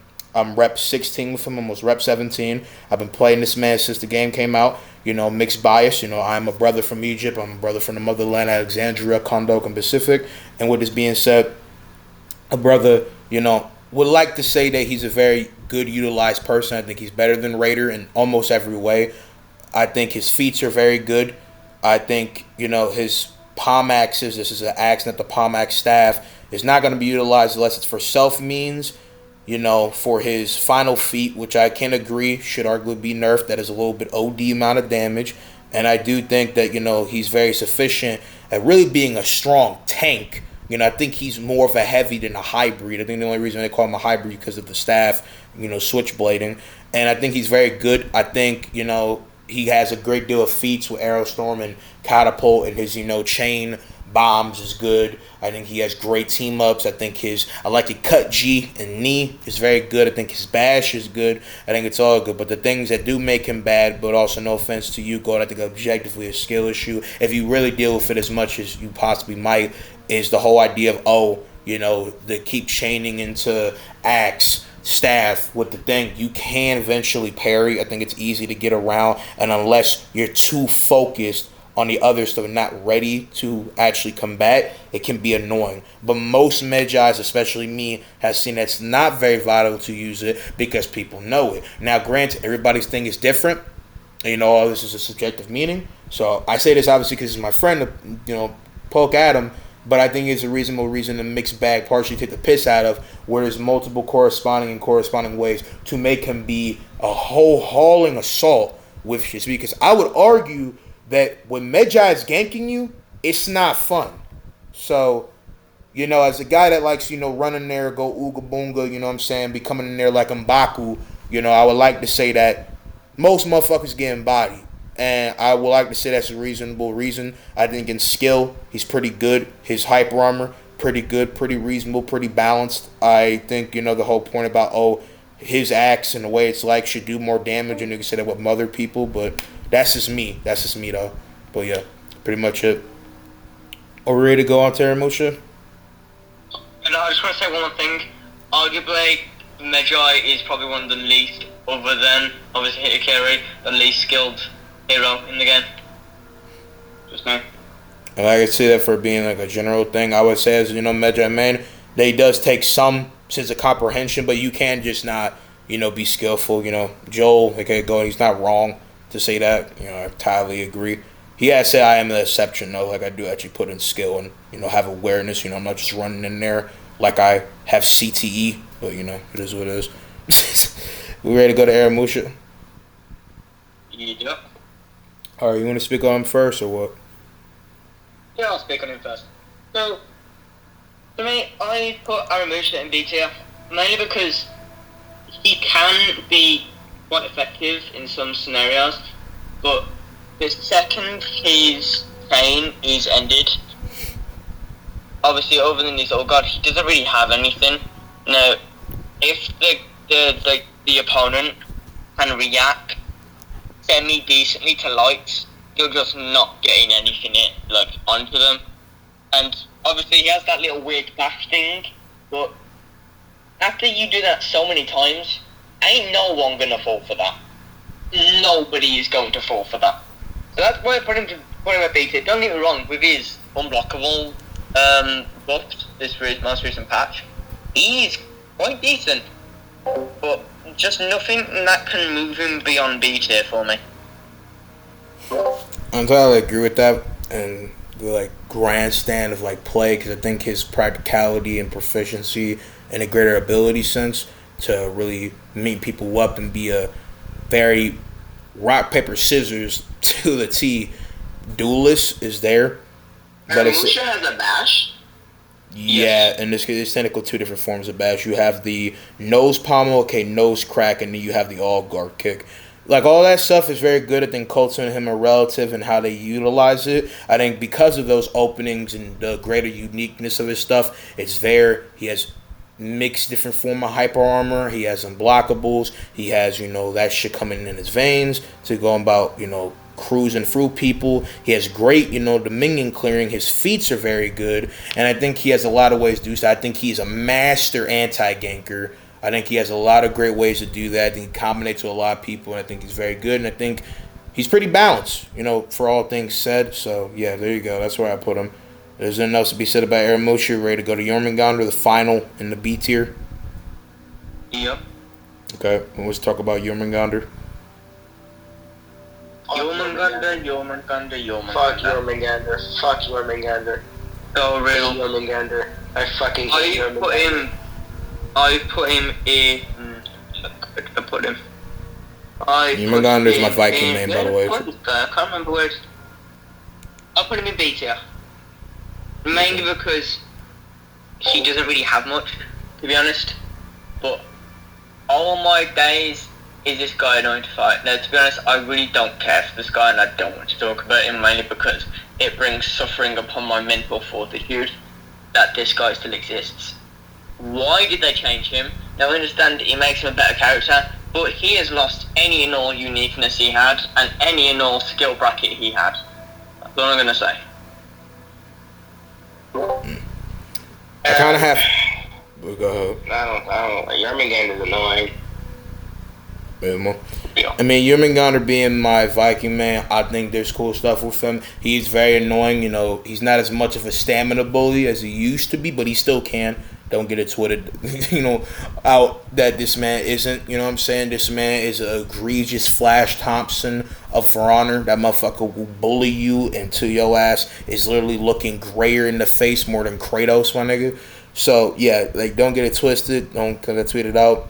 Jormungandr is still cracked when it comes down to that.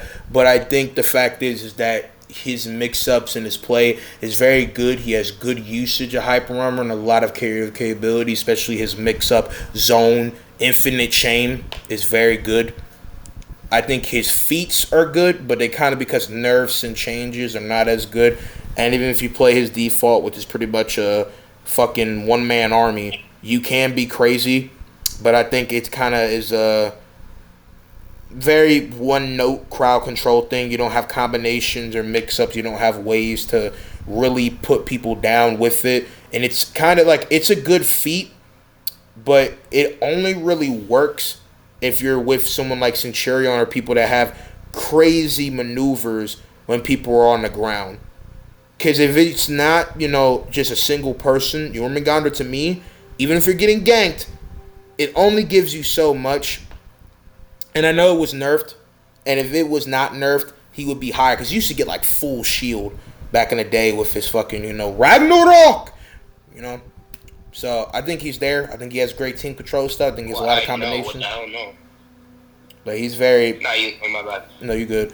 I think he's very cool and can be a very crackhead uncle when he really needs to. And that's really all I have to say about him. I guess the only thing is that he does not have as much, in the words of Golden. Doesn't pull the same means. Feats and combinations, again, are kind of, one said and done. But even then, still does a lot. And I think the biggest thing is that he can get outplayed a lot. I also think that there's a mixed bag where Jormungandr does not take as much skill, but his skill actual usage is pretty high, because you do need to put in a decent ton of work that makes the character be vital. Because there are occasions where you can play Jormungandr and be shit. And this is coming from a guy that is rep 11 with him. And I think across his entire history that he has done decent enough to be here, with all that being said. But yeah. Next for A. With A, okay, we got the bottom, Kensei. How we feel about that? Kensei he's pretty good. It's just the people who play him are annoying, I feel like. Yeah. My opinion on Kensei is he can be solid, but he really is, like, his mix-ups really aren't all that impressive, to be honest. Like, he doesn't do much to really give him an upholding in a fight. There is so much more better heroes in the game than Kensei that completely just overwhelm his, relevance, to be honest. For example, Aramusha and Katun. Like, he just kind of completely gets outmatched by them. I don't mean he ain't fun, but utility-wise, yeah, he's low B tier for me. Me, I think he has decent grade combinations. He's a very efficient swordsman. He has decent mix-up of stuff that I think is a lot more utilized in actual display and execution is very good. I think his half-ass, deflect is very good. I think his mix-ups and his feats are good. Unblockable, Star Wars Banner, Arrow Storm. He's a very good team player. I think Kensei is a well-rounded, solid, definitive standard form of a Vanguard. I think he is very cool, reasonably should be here, and is one of the better characters. I also just feel like there's a lot more that you can combinate him with others. I think that he is one of the better samurai because of that, but it's not like he's better than the Greater Run, because obviously we're seeing the tier list and the people on screen, he obviously outdoes a lot of people. But yeah, simple as that. Next we have Griffin What we got to say about Big Griffin? Monkey. The monkey. I On a real note, Griffin's pretty cool. Where did I put Griffin? I think he's pretty balanced, even if annoying. Yeah, I'll put Griffin mid B tier. I find him. Yes, he can be annoying, but he is generally, in my opinion, one of the more balanced heroes in the game. Mainly because, at the end of the day, he has a counter, a prominent one, and that's just you don't dodge too much. That's really all it is don't dodge too much, and then you're, in my opinion, fine. I like Griffin. He's very satisfying to play. He's very satisfying to fight against. Sometimes, keyword sometimes, because there can be some really annoying players, but at the end of the day, he isn't all that, and he isn't bad. I can agree with it. I'm like getting jumped to high hell right now. What is going on? I My agree man, with old what he money to said. the cartel. Also, Plus, you know. very fun. Griffin's cool as long as you can like counter him. I've seen his gameplay, pretty satisfying. Does that mean I would ever use him? Probably not. But again, I can see why people would like him. Alright. So those are enough for the audience, you know. But yeah, so with Griffin, I think he is a very defendant at really closing the gap, setting the combinations. I think he's very good. I think he is the most unequivocally, you know, designed best in the idea of a hybrid where he has all these mix-ups that capture a very creative, heavy Vanguard and slapping you with different mix of shit that really can close the gap. He's a very defined team player that can perform very creatively. All his healing shit, do damage, heal. He can really be one of the most adverseful people. I think his way of fighting is very clean. Puts pressure on people. He has decent mix-ups. I think he has been balanced to a very defined case of way and solid in chain connect. I think he has a lot of glorious, you know, combinations, and I really think that in Breach is where he is the most flawless at. I mean, all his shit is made for the long run, and this is mainly on defense, but even on offense, he can really crack, you know, up a new level of storm, you know what I'm saying, with it. And I also just think that out of all the hybrids, if he is a hybrid, you know what I'm saying, because he has the filth, that he would be objectively like the best in a lot of quarters, but fighting wise, capabilities, and the fact that Griffins still do not take skill. A lot of Griffins, y'all niggas monkey brain, bro. Like, y'all motherfuckers fight like fucking that one Kong species from like Kong versus Godzilla X or where the fuck that was, bro. Like, deliberately be deprived of brains so straight and knob and moving like straight full a lot idiots, bro. Y'all move like the fucking stranded zombies, bro. I swear. A Griffin's POV is like the fucking tank from Left 4 Dead. Just like, bro, it's fucking stupid as hell. As someone who's got Left 4 Dead, tank is one of the hardest, best effective to play in the game. Do not disrespect the tank's skill level. You do not need to have skill to play that person, bro. I honestly do not. Yes, it does. Bro, I disagree. If you're fighting against a competent survivor team, you're faced with Molotov spam, extremely good team coordination. You get hit by Molotov, you're done for. That's your tank life over. I don't remember it being like that. I remember you having a lot of ways.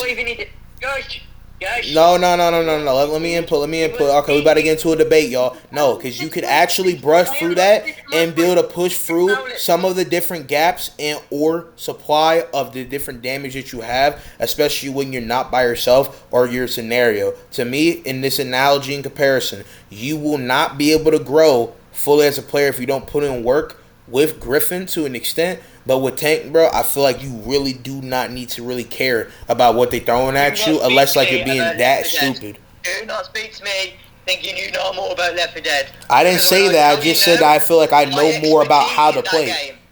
How much expertise? So you're saying that you're pro level at Left 4 Dead? How did we get here? No, I'm just saying to know a damn lot about it. Okay, I'm not denying that, but what I'm saying that I disagree with, because I'm basically comparing Tank from Left 4 Dead, online or not, to Griffin. The thing is that you don't need to worry so much about that stuff, and you could pretty much just pummel through. It's only if you're facing that generally. Because here. The analogy that I'm saying is the same thing about the good team. A good person can push past that and arguably not have to worry about skill, but generally Tanker does not take objectively the most nuanced, complex. He's not intricate in comparison, right? And that's what I'm saying Griffin is. He's not an intricately designed character. If you disagree with me, understandable. It's not going anywhere. Alright, well, that's a little bit of discourse there. But regardless, all I'm basically trying to say, to conclude Griffin, is that he can be very cool in setups, but he doesn't have to be really intricately played. And, I felt, a lot of Griffins, where even if they are skilled, again, you can literally brush off any other tactical sense of skill if you really just throw around your shit, which, again, my tank comparison concludes. But besides that, how do we feel about Nobushi? Poke. Oh, okay. Poke. Well, I have very contradicting thoughts between myself. Like, I hate Nobushi. I feel like she takes so little skill to play because of her light spam. And don't get me wrong, I'm decent at like parrying, but like he really just like doesn't need to be played well. But say if I'm in a good mood and I'm playing well, and Nobushi can't do anything. Because what's she gonna do? Light me, parry. What's she gonna do? Dodge attack, parry. There's nothing she can do. She has 0 openings. If your opponent can light parry, what are you gonna do? Seriously, what are you going to do? I mean, I've seen Nobushi build out maneuver. Maneuver that to a decent regard, and is where we really give full combat into the opinion. Where in the credit of her being just very light spin focused, as like Griffin, even though not the same regard, she cannot take skill and be very much a one hit wonder when it comes down to just plucking out the same shit, thinking that's such nuance of this and this and this. I do think there's different play styles and tracking and mixtures in combat that put her to a degraded regard, but I think it's her feats and what she can do from Firebomb, all the shit that she has, and annoyance, and the fact that Nobushi can single-handedly basically syringe out your maneuver to where she can cruise through you.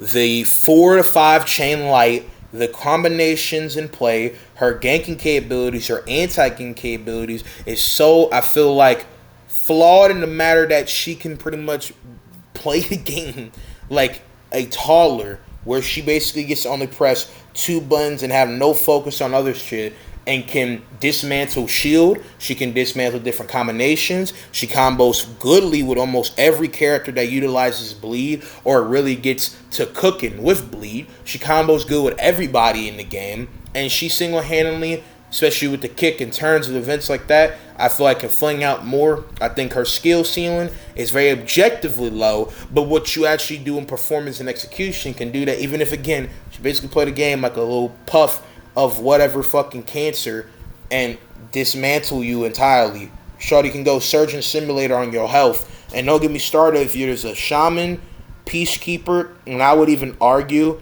a Nobushi with a Shigoki combo is absolutely fucking infuriating. Imagine getting hugged and poked to death and getting stun locked. Not fun. So, yeah, that's me for Nobushi. How we feel about JJ, aka Jing Jun, the Saint of War? I'm gonna let you guys speak upon JJ before I do. JJ to me is very... No pop on him. JJ, I feel like is a very classy, cool tank where he has a great deal of movement and speed. I think he's very cool. I think he's better than Nobushi from his feats, his combinations, his skill, prowess. I think this man has a lot of crazy cool shit. I think his range and damage is very cool. I do think he can kind of be two-dimensional. He has really 2 great combinations, and that is tank heavy course into hyper armor or heavy split and edge mix up, and he kind of always flows back to that. He's a very rotation form character, but he has a lot of ways to perfect against the odds with other characters. His movement is very cool. I think he can kind of be just set in stone when it comes down to his movement. I think his side dodge is kind of bad where it's the same stuff, and even if it is good, he weighs his shit so far back. It looks like JJ, I know that he's old. I know that man in lore is pushing 70, but that man looks like he's throwing his entire soul into it. And I'm not gonna lie, sometimes, bro, you can still block if you're really moving straight. I feel like you really have to be only set up with mixture of this and this to actually lose strength in it, to say the least. But yeah, that's really all I have to really say when it comes down to JJ. What about you, Joe or Scott? JJ for me he's a decent character, but I personally just don't struggle against him too much. I think that's just me as a whole, because I do know he's quite decent. From my personal perspective, which is what this tier list is he's not that good. Like I can deal with him very easily. It might be just because the people I've played against are kind of ass, and a lot of them were, but I just don't really struggle with him at all, in any regard. JJ's fun. I feel like he's a cool character. I played him like once maybe, because I apparently have the Wulin faction unlocked, which I don't even play them. But JJ's cool. He's very fun. That being said, I don't really have much opinion on him, honestly. Like, he's alright. He's just not somebody I would play. I respect the people who do play him, but I feel like he's kind of boring. I feel like he's a bit bland. I don't know. It's really hard to describe with JJ. That's just what I think, at least.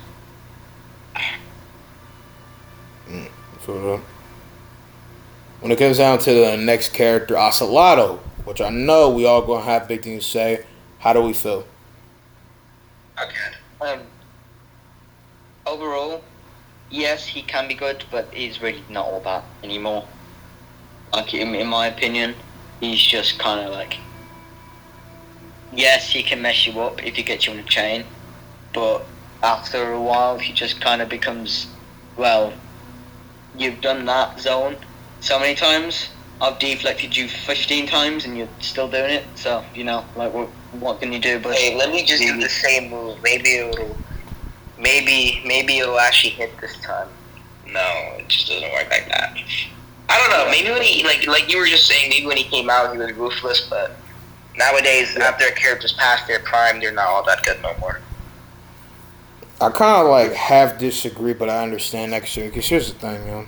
I think he's not as a persistent violator, straight ruthless nigga. Ain't out here booming different like Baraka level of like eviscerating, but I think he does have a great deal of combinations that are good. I still think there's a great deal of good Ocelotos. I think in duels he kind of has been out countered a little bit more, but I think what really makes him a killer that I don't think is really being considered, and I'm not trying to be mean, but I don't think it's being considered considerably by y'all, is the feats. You know, the gameplay that's a little bit more out of the general zone. Also just team fights.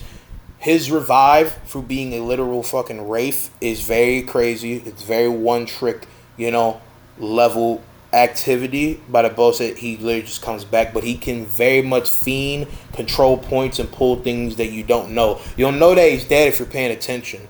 But he can pull some like stealthier shit, which I think is better than stealth because you know he's around. But unless you like have your earphones to the max, which usually people do, you won't hear like his ancestors talking. If that's what that's supposed to be. Because for all I know, you know, Ocelotto's a mouth breather. Because I don't know about your Ocelotto, doesn't look like he showers. But you know, besides that, it's like my man is built different in some different forms of the ganking. His all guard, aka his little pout, you know, of anger thing looking thing, when he over here gets into his, you know, Jaguar stance and his pounce, I think does pull a decent amount of damage when it's unexpected, but generally in ganking, it's just feeding. I think his feats of different, you know, Furious, his Bear Trap, you know, that stuff, that helps. I think he's decent in ganking. I think his all guard, you know, is not helpful in that, but can be actually uniquely done when we're talking about different moves. It's never going to be used as good, but it can be tricky if you use it right.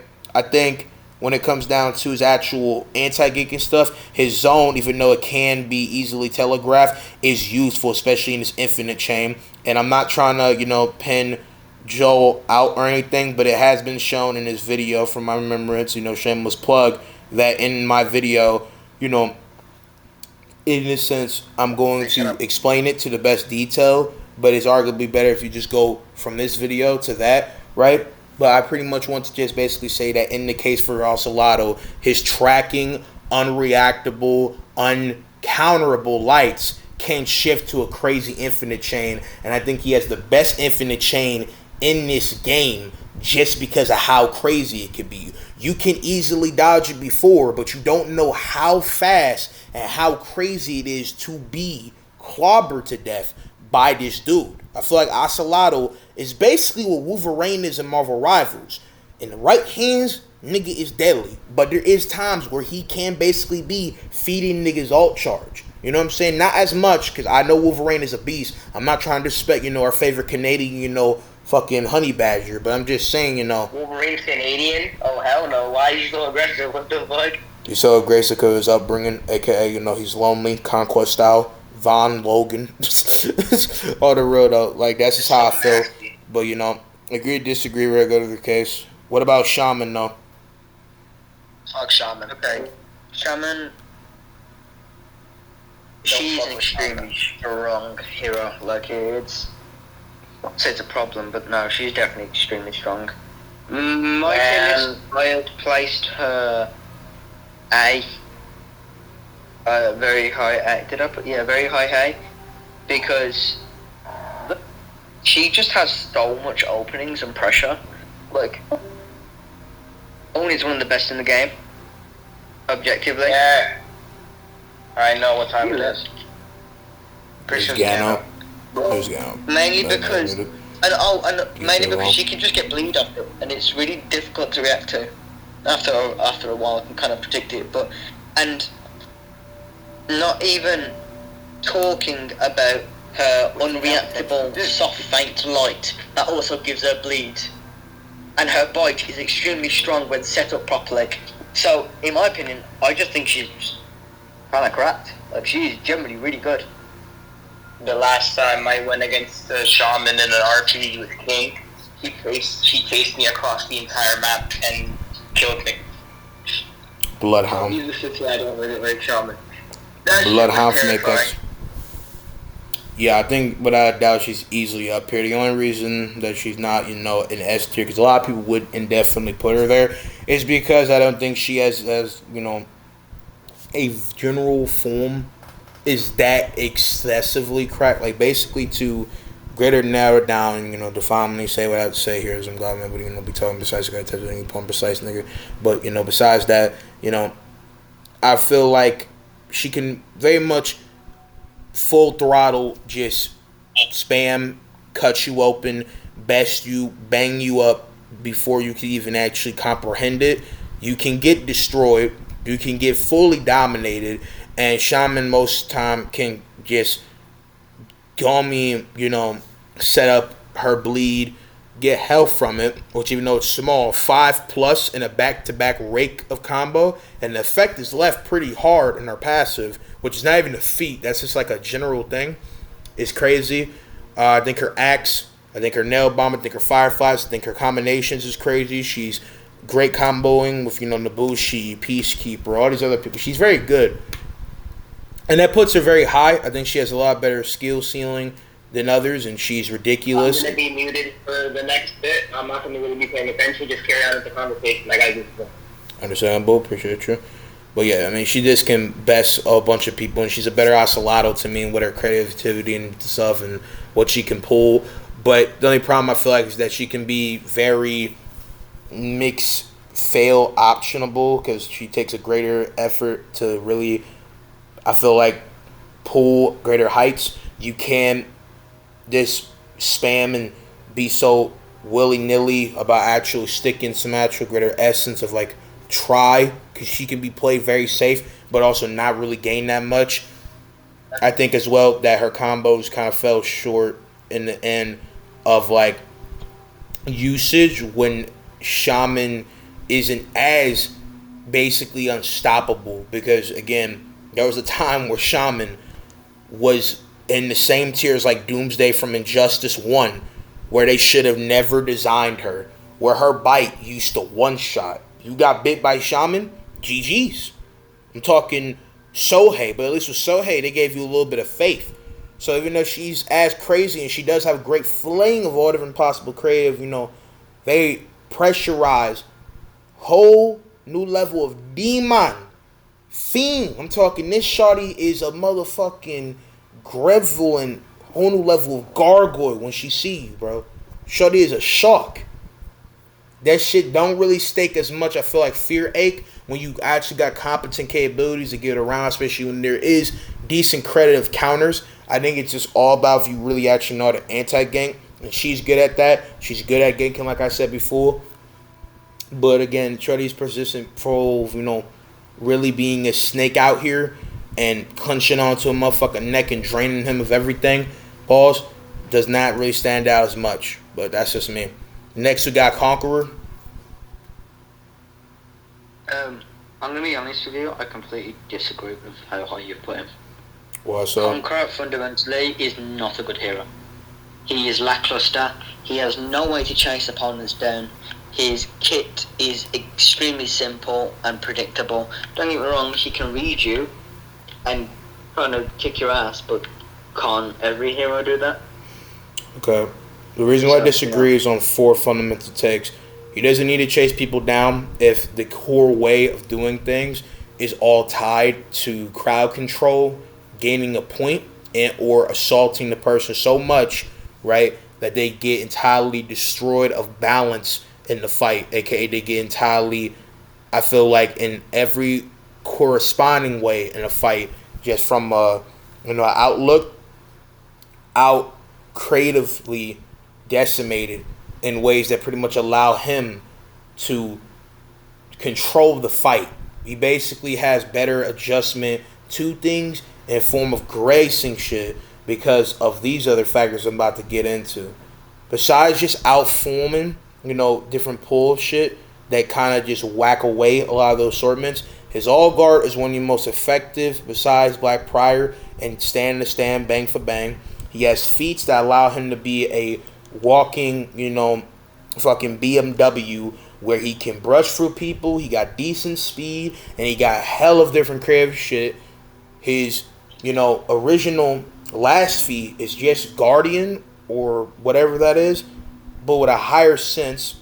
And I feel like he can really just be the most dank counterer. He can hold a point good. He can decently anti-gank. He has a lot of great versatility with his orange button mix-ups. He can throw a lot. He got great speed. He can hold a point, like I said, very good, but he could also stand his ground when it comes down to defense, as he can, again, like a BMW with speed, pretty much to start clocking people off. Also, he has a feat where, he does damage with his bash, and he's going to bash back-to-back and pretty much just keep booming and bashing back-to-back. I mean, to me, this man literally likes to be a human ramp. There's also obviously the fact that you don't need to have skill with him, and he could really just be a fucking attack helicopter, but he's growing, the aspect of, being able to full sense of every way, literally bring belt to ass and foderize people in multi-cohesive ways. That to me kind of tarnishes most people comparatively. And this goes in any character with an all guard, arguably, but he is the definition of you need a bash person. And only the greatest bash people are up here. Everyone else, Conqueror has a lot of ways to outdo in almost every case of the way. And I know it's kind of outside my layer of argument because I've laid out my 4th reasons, and I will let you counter. But I'm just saying a lot of high skill players use Conqueror and say Conqueror is high. So I'm not the only person to put Conqueror in a high esteem because he can grade a Goliath strongman, through a lot of people's shit and punish them. I mean, the hyper armor and blitz ways is full throttle, a new whirlwind of bullshit. But go ahead and counter if you have something to say. I don't mean to be that guy, but can you give me the sources and the professional players and where they've said it? Of course I will. I want to know that both are the complete opposite. Okay, I got you. I will do that. I will continue with the tier list, obviously. I will do that, but I also will say for your whole point about a tank and all that, I agree that it's a great measurement of skill, but I have seen and or played where it can be just deliberately that. So His point about Tank is still valid, entirely is valid, especially seeing a video to give a better perspective. It is valid that the Tank does take skill, but it doesn't change the fact that you, like Griffin, technically do not need skill to do something as kind of easy as the playstyle is. It doesn't mean you can't have skill. It doesn't mean it's not good to have skill. But if I wanted to bring another argument to be put into play, which I don't know if he's played this game, there is a mixed bag argument that you don't really need skill to play Goro, for instance, for Mortal Kombat, because he is just a walking sledgehammer. Can we settle this? Do you have Left 4 Dead on PC? No, but I don't feel like that's really an argument. No, look, I mean, look, I want to 1v1 you. I want to put this to the test. Well, I don't. If I did, I would like to. Again, I try to go and have Left 4 Dead, on my Xbox Series X, but unfortunately, my stuff cannot be compatible. But, if you are much more better, again, that's fine. But I feel like you're missing a little bit of my point there. But again, we can just always agree to disagree. I'm just trying to conclude that to the audience on why I'm saying what I'm saying, not that there isn't good with it. Right. But I'm going to get Do you you the have source. Steam on PC? No, I do not have it on PC. I don't even have a PC. You don't have a PC?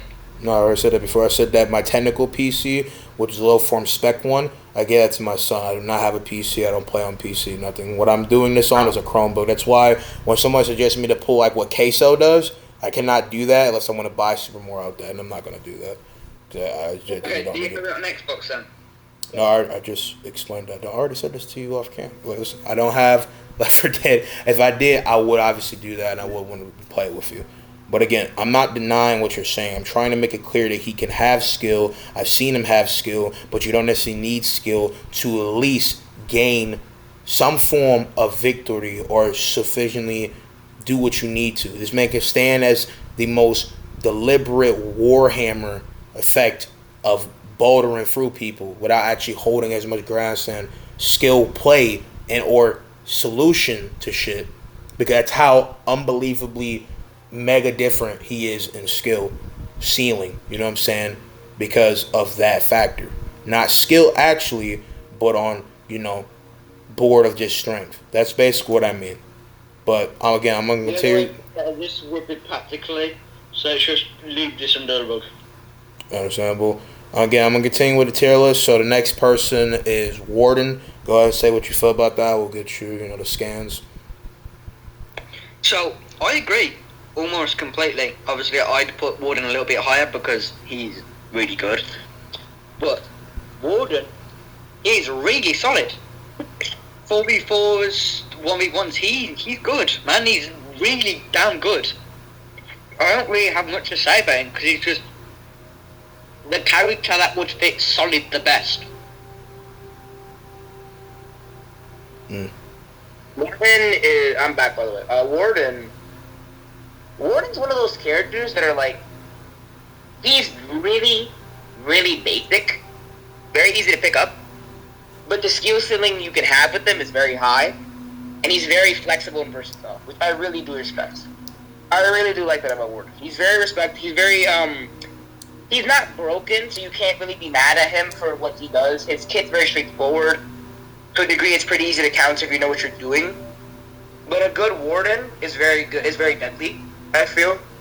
And I just think that when it comes down to it, a good Warden can definitely hold their own or whatever they did do duels, 4v4s.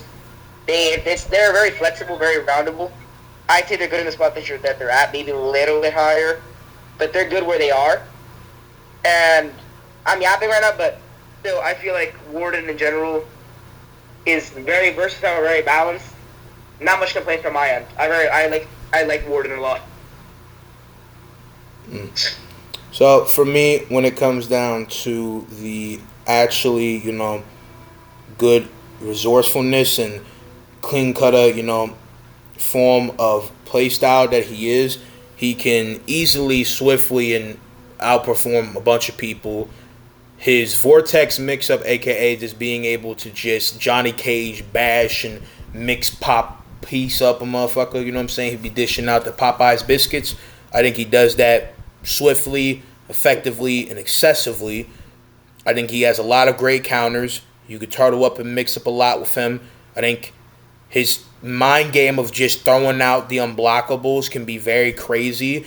And he also has a delay where you basically can Morgott fuck a nigga up. Because I don't know if y'all have seen it, but there's a millisecond where Warder can basically half guard, switchblade up, and basically move like Democles, Marius Titus or not, and spin Swiftblade, knock your ass out. And I just feel like it is insane how he's able to cruise through people. He's deliberately one of the most off the base, unorthodox, anti-gankers. He's a very effective ganker himself, and is very crazy.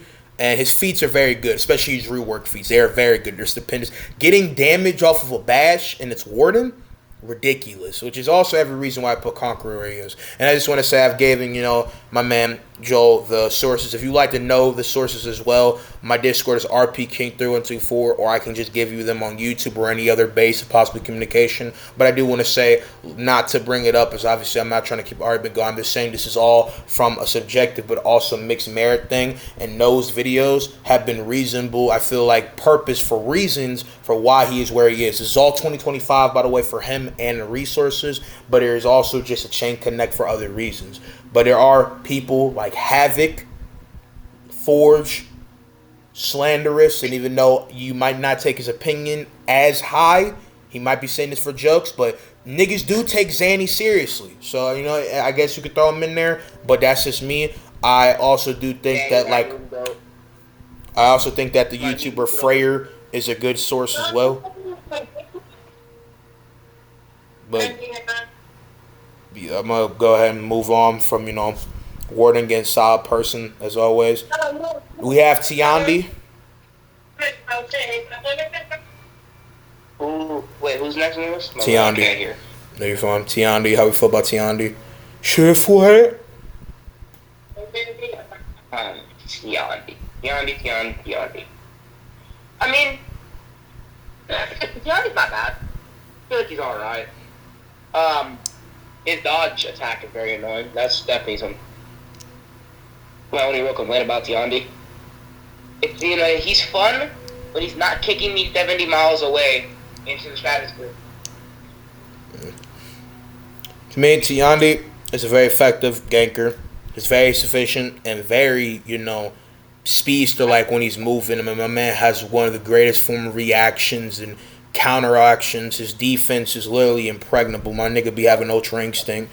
I think he's very crazy when it comes down to his fighting prowess and movement of that sort. I think his feats help out a lot. I think he's a beast when he really gets on. I think he's a very after-lasting person. I think, like Warden, he's one of the most unorthodox people to go and actually grit stand fighting. And he really can deal damage and pressure. But the only problem I feel like that can pull him back in comparison for some people is that he doesn't deal as enough, required damage needed. He's very easy to possibly be mixed up on if you're not good at the movement or you have a way to really counteract. But I feel like all that is countered from the greatest people. And I feel like the greatest YouTuber to show this, who is a, Tiandi main, is the YouTuber Prince Yosuke. And I'll just let his name speak for itself. But yeah, I mean, I feel like that is a deliberate foundation for why Tiandi can be cracked, and I do get bodied by Tiandis here and there. So I would like to say that he's reasonably good. Not all the time, but I see a lot of good Tiandis. I don't know if Question One has an opinion, but if not, we're gonna go ahead and go to Kyle Shin, his main. What we gotta say? Ocean. Ooh, Look, he already pulling down his pants. Not good. Oh, you already know I'm okay. Same. Kyoshin. No. Obviously. Oh, I love Kyoshin. Obviously I bought Kyoshin a lot. No, rep 20, my highest rep. Right? I have him at B tier. Now, before you grill me, What's your main? How am I gonna grill my you? experience of playing Kyoshin is he has absolutely dismal stamina that you can do 2 mix-ups and then 95% of your stamina's gone. And he is very vulnerable in his Kazo stance. Extremely vulnerable. He's locked on three sides, but all of them are extremely choreographed attack, including the light. Arguably, it's one of the easiest light parries to parry in the game. To me, I think he is utilized very stupendously and shit. Like, I don't want to be a repetition, but this man, unlike others, with the whole credit of great Sage, blitzing, this motherfucker is a whole new, relentless, undefeated, unrivaled credit of fucking Sith Lord when he really get on. I mean, I'm talking, my man got the Ninjago spring. He got great movement, great steadiness with his blade. I think his Kaze stance can be one of the most annoying things when you're trying to anti-gank and pretty much counters that, because some of the crowd control or movement comparison can be annoying. I do think there's some occasions where he can be a very, docile fucking fetus just flailing around, his three stances of, coordination and movement, but his practice in actually positioning and movement is very good. He has a lot of quick seize combinations. I've seen people like Joe. I've seen people like Havoc. I've seen multi-creditor people move ridiculous from him. I've seen multi-crossroads of people really be different. I think all of his feats are very good. I think all of his, mix-ups is very cool, from shaft poke, from roundhouse kick, from slap, from different creative, combinations of that. I think a lot of, even though it's technically not a mainline gameplay, a lot of his executions allow him to get out of dodge, and he's very effective with moving. And also, I just think that Kyle Shin is one of the best people when really practicing crowd control and, actual standing in the different means of the fight, especially his last feat. I mean, that's actually crazy. And yeah, also like his bleed and his health regain, that's insane. So, all respect to Joe. Probably whatever, not the best Kyle Shin I've ever seen, but I do think that your boy is actually pretty nice with the skills and really has great gradual mix-ups than others in comparison. So yeah, that's where Kyle Shin's going to be. We're not worried about Sky with this being said, but yeah. So when it comes down to the case of the next person, this is where it might be all agree, maybe not, but next is Warmonger. Let me just do, ATF, almost definitely. Warmonger for me is a bit of a crutch pick, to be honest. Mainly because, you can really just pick her and decimate. Now, don't get me wrong, the reason why she's not S tier, on my tier list right now is mainly because she just has really been jeopardized with her enhanced lights, mainly because they really carried her offense quite significantly. This was one of the strongest things with Warmonger, because even if you had good defense and didn't see the light coming, she just still gets that option. But don't get me wrong, she's still absolutely crazy as she is, but she just isn't as good as she used to be. But I still think she's extremely strong, mainly because she just still has impeccable offense. Her feats are crazy good. They can completely manhandle an entire round if used properly, and it's not even like she's bad in duels, because she's not. She's extremely good in duels. Okay. Everything that he said is pretty much everything I have to say. Human switchblade, crowd control is ridiculous. Standing ground is OD. Back in the day, I think Shawty was like Shaman, arguably unbeatable, undeniably the most severe cradle and fear type of person. Shawty legit was the Black Plague as a character. Shawty was dominant so much that she broke the balance of the game, especially when we consider minions took the fucking Horkos fucking effect. And sorry for what is being said, for a minute in mixed credit. Shawty is very crazy when it comes down to mixtures of lights, bash, chain connective heavies. Shawty's able to skate with her side dodge. It's very fly off the shoulders. You know what I'm saying? of the essence of like Tiandi and Pirate, but I would say just as annoying because with them it's a simple set hit mix up and one of them has to retrack and the other has to go with that. But the other doesn't have to land it and can keep coursing in an infinite mixed speed. So Shorty can dish out great severe damage, can be very syringe with it, and correspondent with the case of her Horkos plague, aka producing COVID, Shawty's able to pull a great deal of damage. Plus, in Breach, she's arguably the best character. I don't even think I need to explain that. But, yeah, that's... Yeah, no, she's extremely strong. Yeah. Next, we have Pirate, unironically. How do you feel about her? Pirate has been, I don't know. Pirate's been one of those characters, like, she's good. She's good in her own situation, but at the same time, I feel like others outclass her. I don't know. I'm quite confident with Pirate, so I know her strengths and weaknesses, and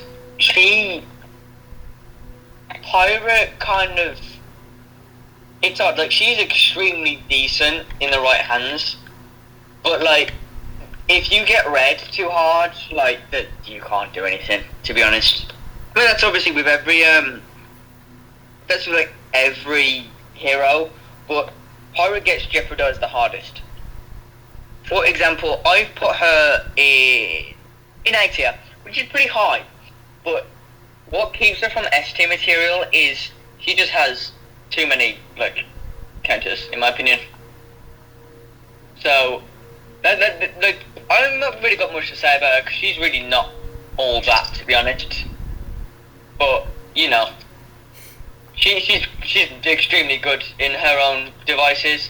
Wouldn't say much in duels, but certainly in 4v4s.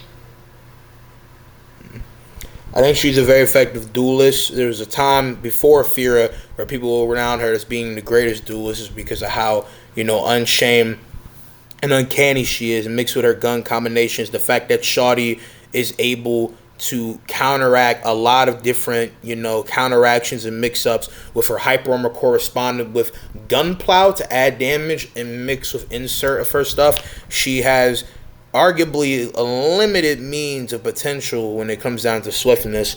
She's not an S tier because the same things that my man, you know, Cups 101 said, but it's mainly because other people can have greater pool stuff. She's very efficient in 44s, and Shawty is able to out-ding motherfuckers in her gun combo-wise, and actually in fighting is very crazy. But I think a lot of people just got better, you know, uses of stuff, and there's also tied with the fact that it is only kind of useful really once, I feel like, for crowd control, because unless it's with certain people like Jormungandr, but to a better degree, I think her blunderbuss or a fucking cannon, right, is very useful. And I know it's underrated, like, in use, but I think it's actually very useful, especially when we're talking about the commander, because it does knock him on his ass. I don't know if you know that, but it's very good. Yeah. And, like, her fucking... She's extremely good in 4v4. Like, extremely good. Yeah, and, like, when she pulls the case of, like, her iconic Deadshot stuff, that's very good. But, yeah, that's it for that character. Next, we have Orochi, the actual snake. I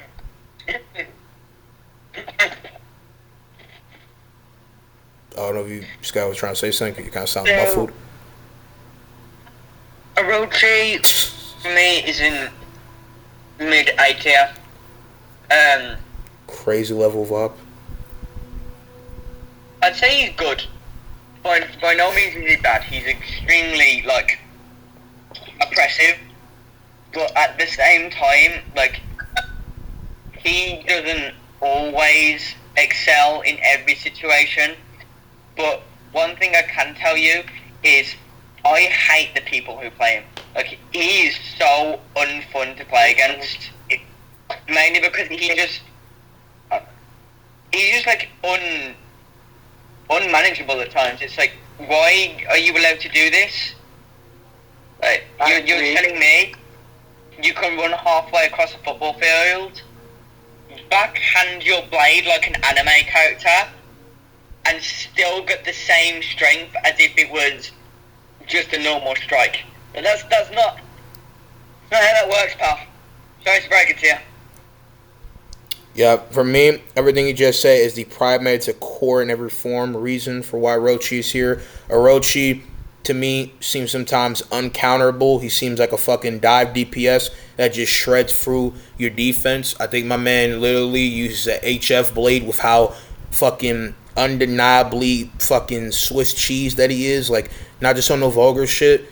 I really feel like Orochi is every form of the way, the definition of being a blender of a character. He has great offense. His defense is sufficient to the point where if you get a deflect, which back in the day he was moving like Jin Sakai, but now he basically can stroke his blade and it hits like a chainsaw. He basically gets to be able to cut through you. His nail bomb usage, like the Higanori shit in Genji, is actually real. You can play like a pussy. You are easy to move around people. You can outcut anybody, right? And you just push through a lot of people's ways of moving.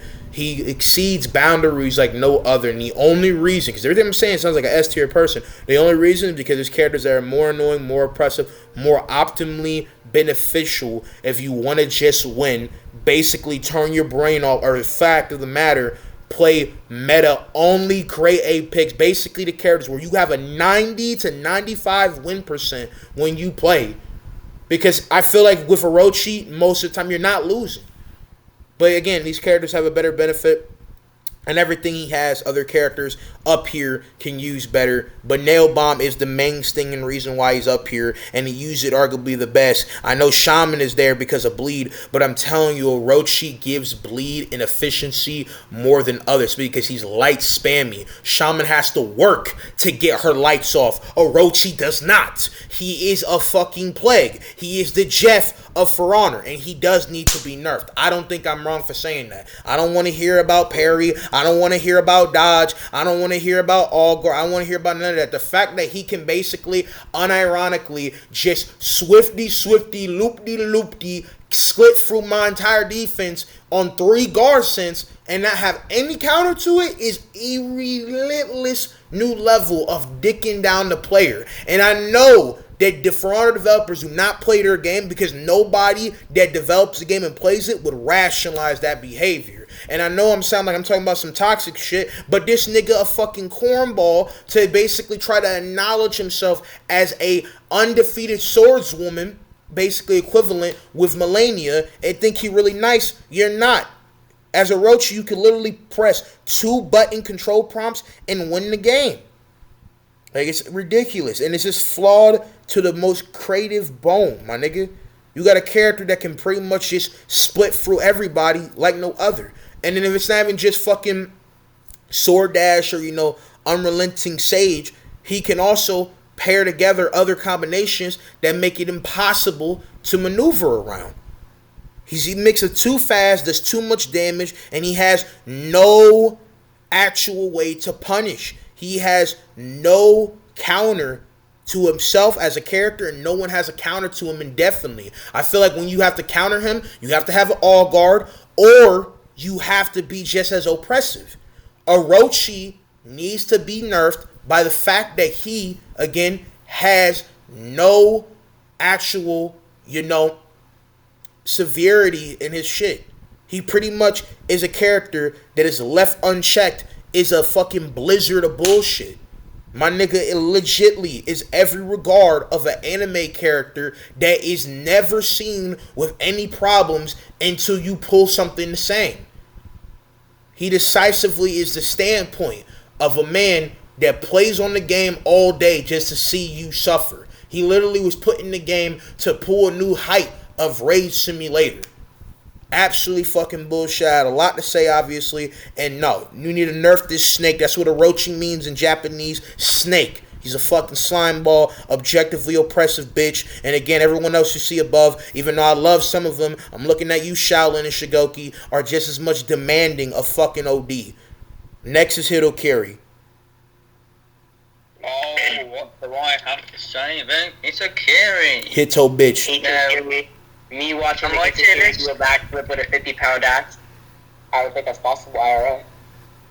Yes. Where did I put Hitokiri? This man fucking forgot. I put Hitokiri on B tier. No, Hear me out. Entirely disagree. Hear me out. Go ahead. No, don't get me wrong. Hitakiri can be annoying as hell, but fundamentally, what can Hitakiri do if you just parry her hair heavy, Okay. or if you just block until she loses stamina? Well, what can she do? So Fundamentally, she has a horrible kit. Obviously, yeah, she can kind of like abuse very timed heavies, but other than that, she's not really that bad, in my opinion. that it could be a mixed argument with skill issue, and I respect your opinion, but also a mixed bag. Respectfully disagree harshly that she is defiant of all laws of balance and construction of actual skill worth, as she, like Orochi, but worse to an extent, is left unchecked and unsensible, where you can turn your brain off, use delayed, unreactable track heavies. She can infinite chain it in one rotation. It takes no sentiment of skill or mind games or any press of actually pricking at the soft boards of a person's defense, using actual mental fortitude to balance around the movement and connectivity of the K abilities. Her feats tied with her first feat allows her to be unmovable unless you do a bash or you actually grab her, which can be countered. But I'm telling you, in a team fight, that is a big deal, which I don't think is a bad thing, but I think it's the fact that Hitakiri gets a lot of health from executions. She also can slyly, effectively do multiple mix-ups and combinations from lights and heavies. Her zone is good for clearing. She's also able to be infinite chain mixy with her kick and sweep. I know she got nerfed, and that might have put her a little bit low when you think about that, but to me, I still think she's just as annoying. She's still meme to death about being a bitch-made person, and I know he's kind of biased because he's always hated her, but Winter Tommy has literally made a video showcasing that it takes no skill to play this character, and if you lose to Hitakiri, it is a sign that the developers do not actually practice what they preach about performance enhancing balance or effectiveness at fundamentally reforming the character to be a better sense of balance. Hitakiri has always been a mixed flop character of fucking oppression and being an actual execute. Shorty is the Grin Reaper, my nigga. When I'm fighting Hitakiri, I feel like I'm like Afro Samurai's father when he fought Justice, my nigga. I cannot compete, but it was at least bearable. Hitakiri is objectively a nuisance in everything. Don't get me started in 4v4s. One shots everybody. You need shield or you need to have that health like stacked of Sohei and Shigoki. That's two characters. The commander, she used to one shot, but she takes half of his health. I think it is annoying for that to be the case. I know it can be parried. I know it can be dodged, and you can bash Hitakiri out of it, which is why she's not S tier. You can counter this shit, but generally, it is annoying. It is stupid. It is objectively the reason why she's so up, because most pro players put her high. And I don't want to be that guy, but I also have sources of many people putting Hitakiri up. She's just objectively bad design. She's bad to play. She's annoying as shit. And she's countless times been annoying. It's Hitakiri. It's Hito bitch, bro. But anyway, we're moving on to S tier. Bottom of S tier, we have Highlander. Oh, I still really disagree with that one. Go ahead and spit. So for one, Highlander has a lot of counters. In open BTR. Now, I hate Highlander's guts, but one thing I do appreciate is he takes a decent amount of skill to use. Sometimes. And that's because he really just doesn't get his like kit very easily, and that's what puts him a little bit lower for me. But he's certainly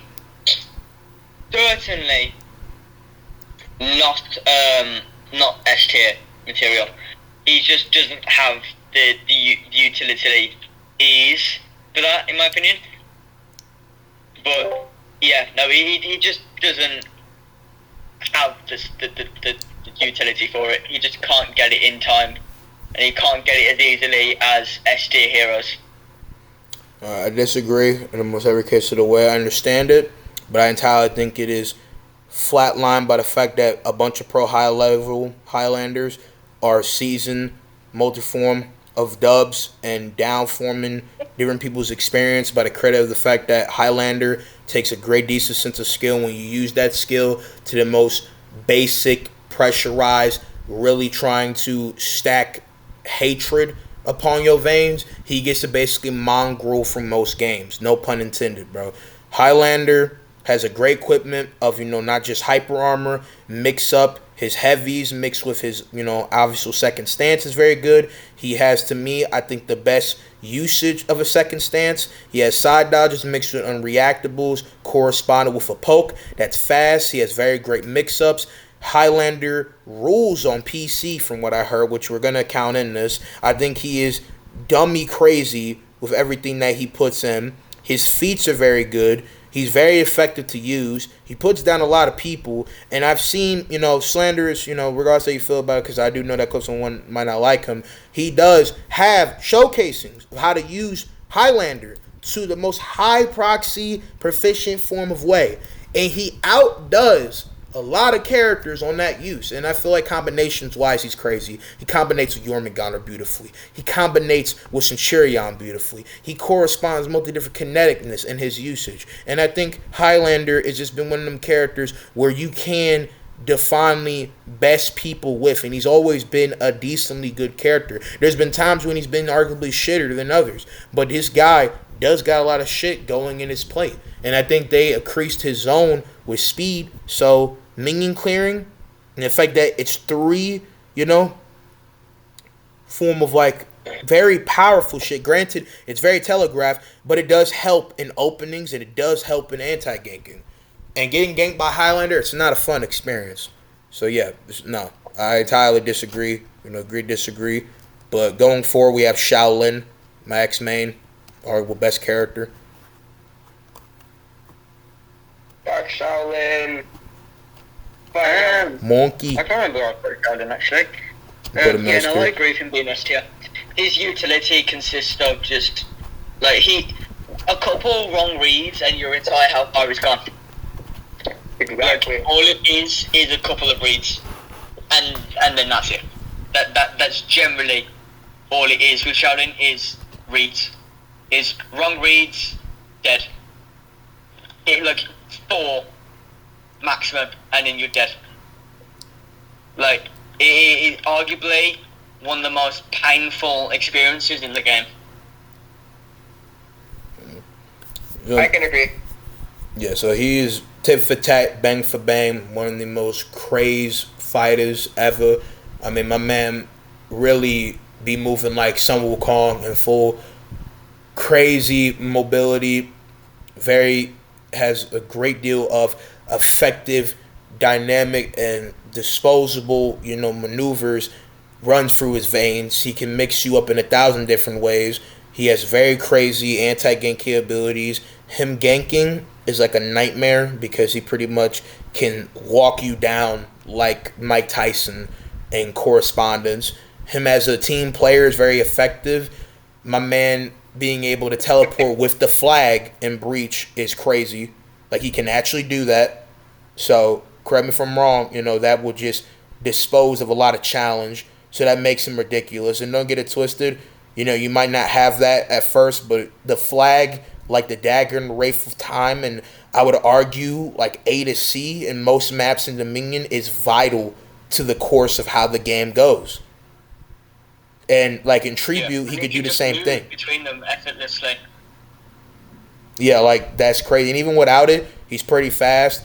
His kick and setups is pretty glorious. He can mix you up into oblivion.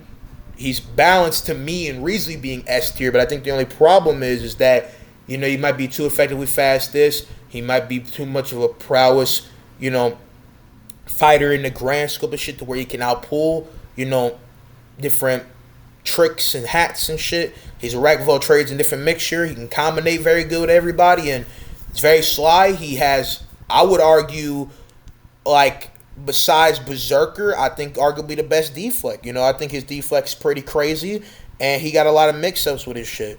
And don't get me started. I know that a lot of people don't use Chi Trap, but bro, that actually is pretty helpful. Knowing who's going where and who's not, that's an actual game changer.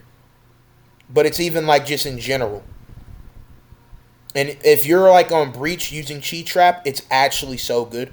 Like, I'm not even kidding. So, yeah. And, he's a pretty elite fighter. So, there you go. Next, we have Shigoki. I disagree with this. Now, I understand Shigoki's a very good hero, but he's certainly not S tier material. From what I remember, I put him at A tier. I'm in the middle of something right now, so I can't check fully.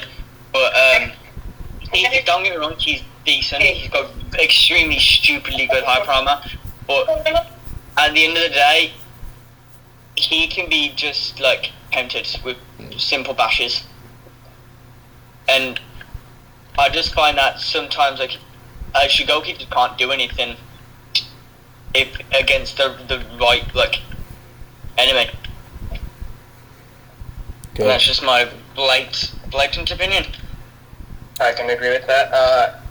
I'm gonna have to cut my time short with y'all. I gotta go. Yeah, Sambo, appreciate you, Wolf. Que tienes booty, papi.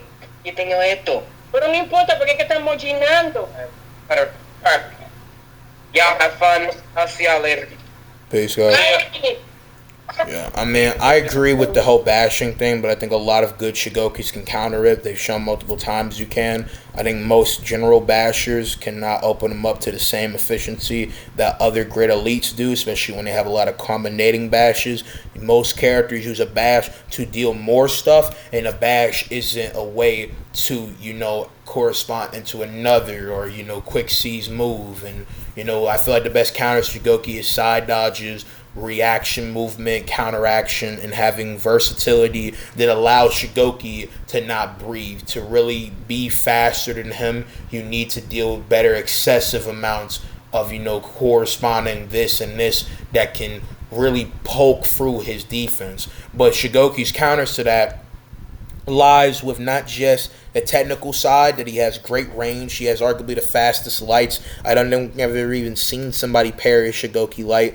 I think Shigoki is very versatile in combination with others. He has heavy, great deal hyper armor, arguably the best in the game besides Berserker. I think he can brush through a lot of people. He's fast. He's vigorous as hell. His health is ridiculous. He is a walking fucking demolitioner.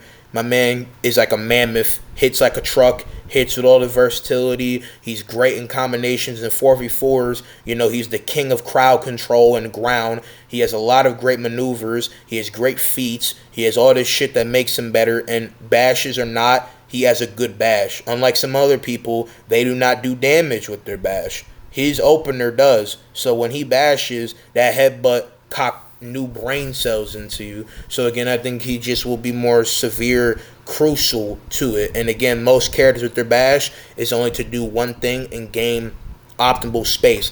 It does not open into other stuff. My examples for Predence is Conqueror.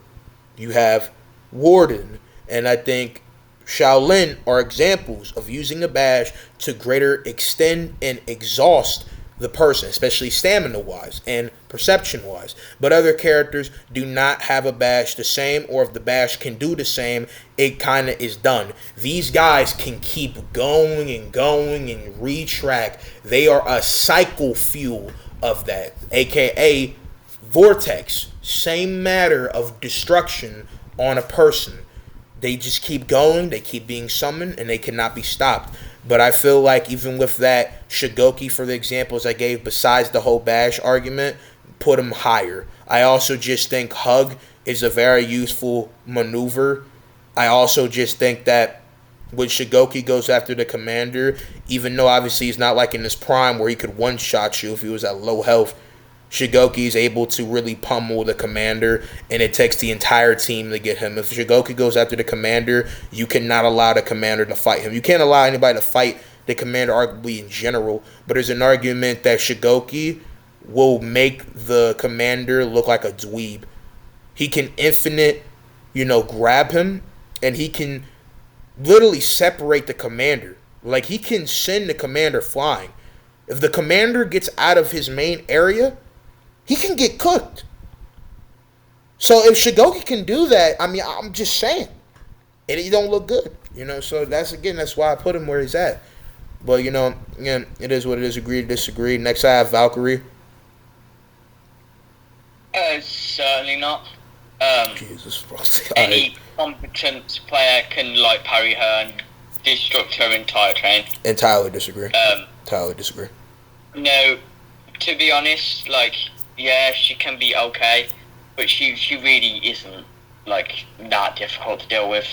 No, obviously, as you said, you disagree, but she really just doesn't. For me, anyway, she just doesn't prove much of a struggle. She can really be dealt with extremely easily. Disagree. My reasons for which is that most pro players and different people with greater height are very efficient with her. I mean, Shorty is a nightmare. Shorty legit pulls up on you like Sigrid herself. I mean, the whole light thing, there's a capability for that, but I don't believe general light mix-ups in combination with sweep, back press, shield, or Spartan maneuvers can do that. I've seen multiple Valkyries body a dude, full rock a dude up to where a man seems like he's fighting a Nissa as Mark, and I cannot do nothing but get bitched and entirely set up with new level of devouring of my soul in correspondence. She's creative as hell when it comes to combinations. She has good feats. She has good crowd control and ground. She has a good zone in combinations. She can always feint into her shield thing. And I just feel like in combination with the others, she's very good and useful. And she has been terrorizing duels, and she's always a good pick.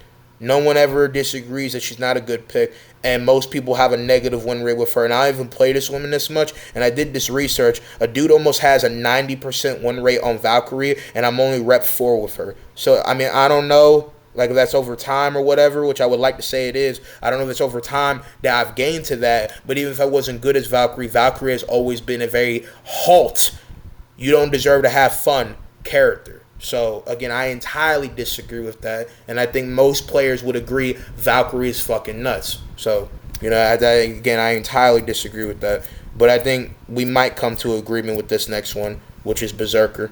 Can I just, go back to Valkyrie real quick? I don't know if it's just me, but I don't struggle with her, at all. She just doesn't, not just but, I rarely lose against her. To be honest, she really just doesn't propose to be a tough hero to fight against. She just really doesn't prove to be difficult for me. I feel like any reason that you have not trying to downform your skill, because you are a very skilled person, you got great ferocity, for real. I feel like you see the person that you're playing that has better counters towards her. There's either an all-guard tuning player or you're just better at light prim, which is maybe the case, but most people are not. And I feel like that's decent, fact there. I don't know how much, but a lot of people do not actually know how to light parry. And there's also the fact that you can light parry Valkyrie. I can do it. I would like to say I'm decent at light parrying, but just because you can light parry someone does not make it easy. Your arguments for Valkyrie can literally be made for Nobushi, but then it still can be annoying. So, I just feel like the line... Why I put her lower is because she's practically just another Nobushi. Well, even then, I just feel like, even by your own metric, Nobushi's very annoying, has better capabilities, and the whole light thing doesn't take away what she can do. And again, based on everything else besides, we can disagree, with each other on her merit of fighting prowess light-wise, but I don't think you can deny what she can do in 4v4s, which is what we're talking about as well. So, I thought we were talking about in general, just everything. Yeah, that's what I'm saying. That's why I mentioned that as well. We're talking about 4v4s, so that's why she's there. So if you're putting them down regardless of that, that's fine, but I feel like you have not taken in how annoying she can be, a mixture of that. Anyway, moving on. Berserker. I I honestly can't say that guy's S tier. I don't know if it's just because of my expertise with the hero, but he is almost certainly a B tier for me. Because I don't know why. What's about him is just like.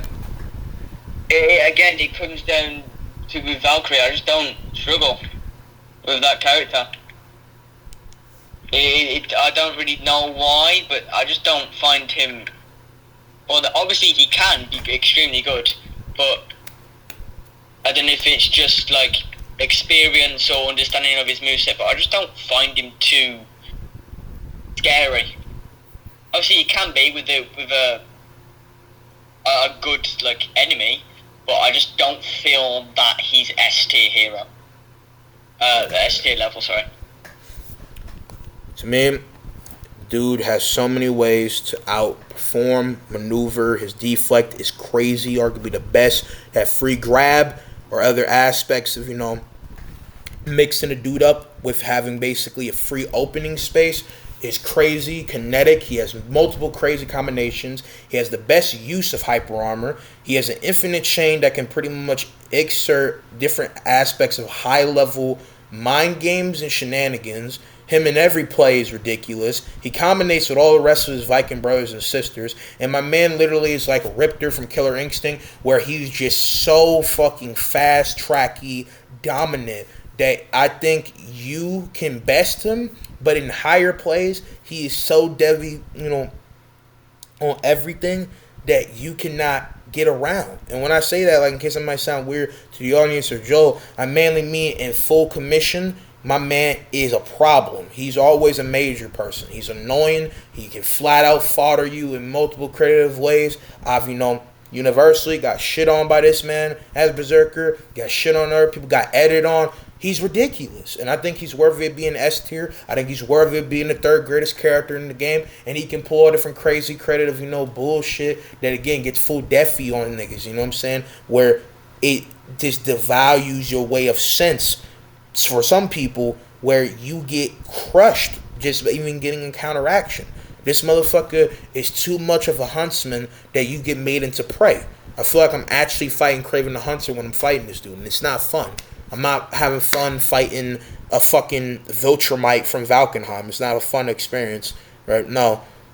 Next, we have Afira.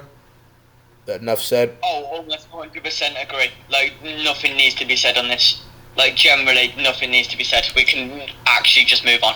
Indeed.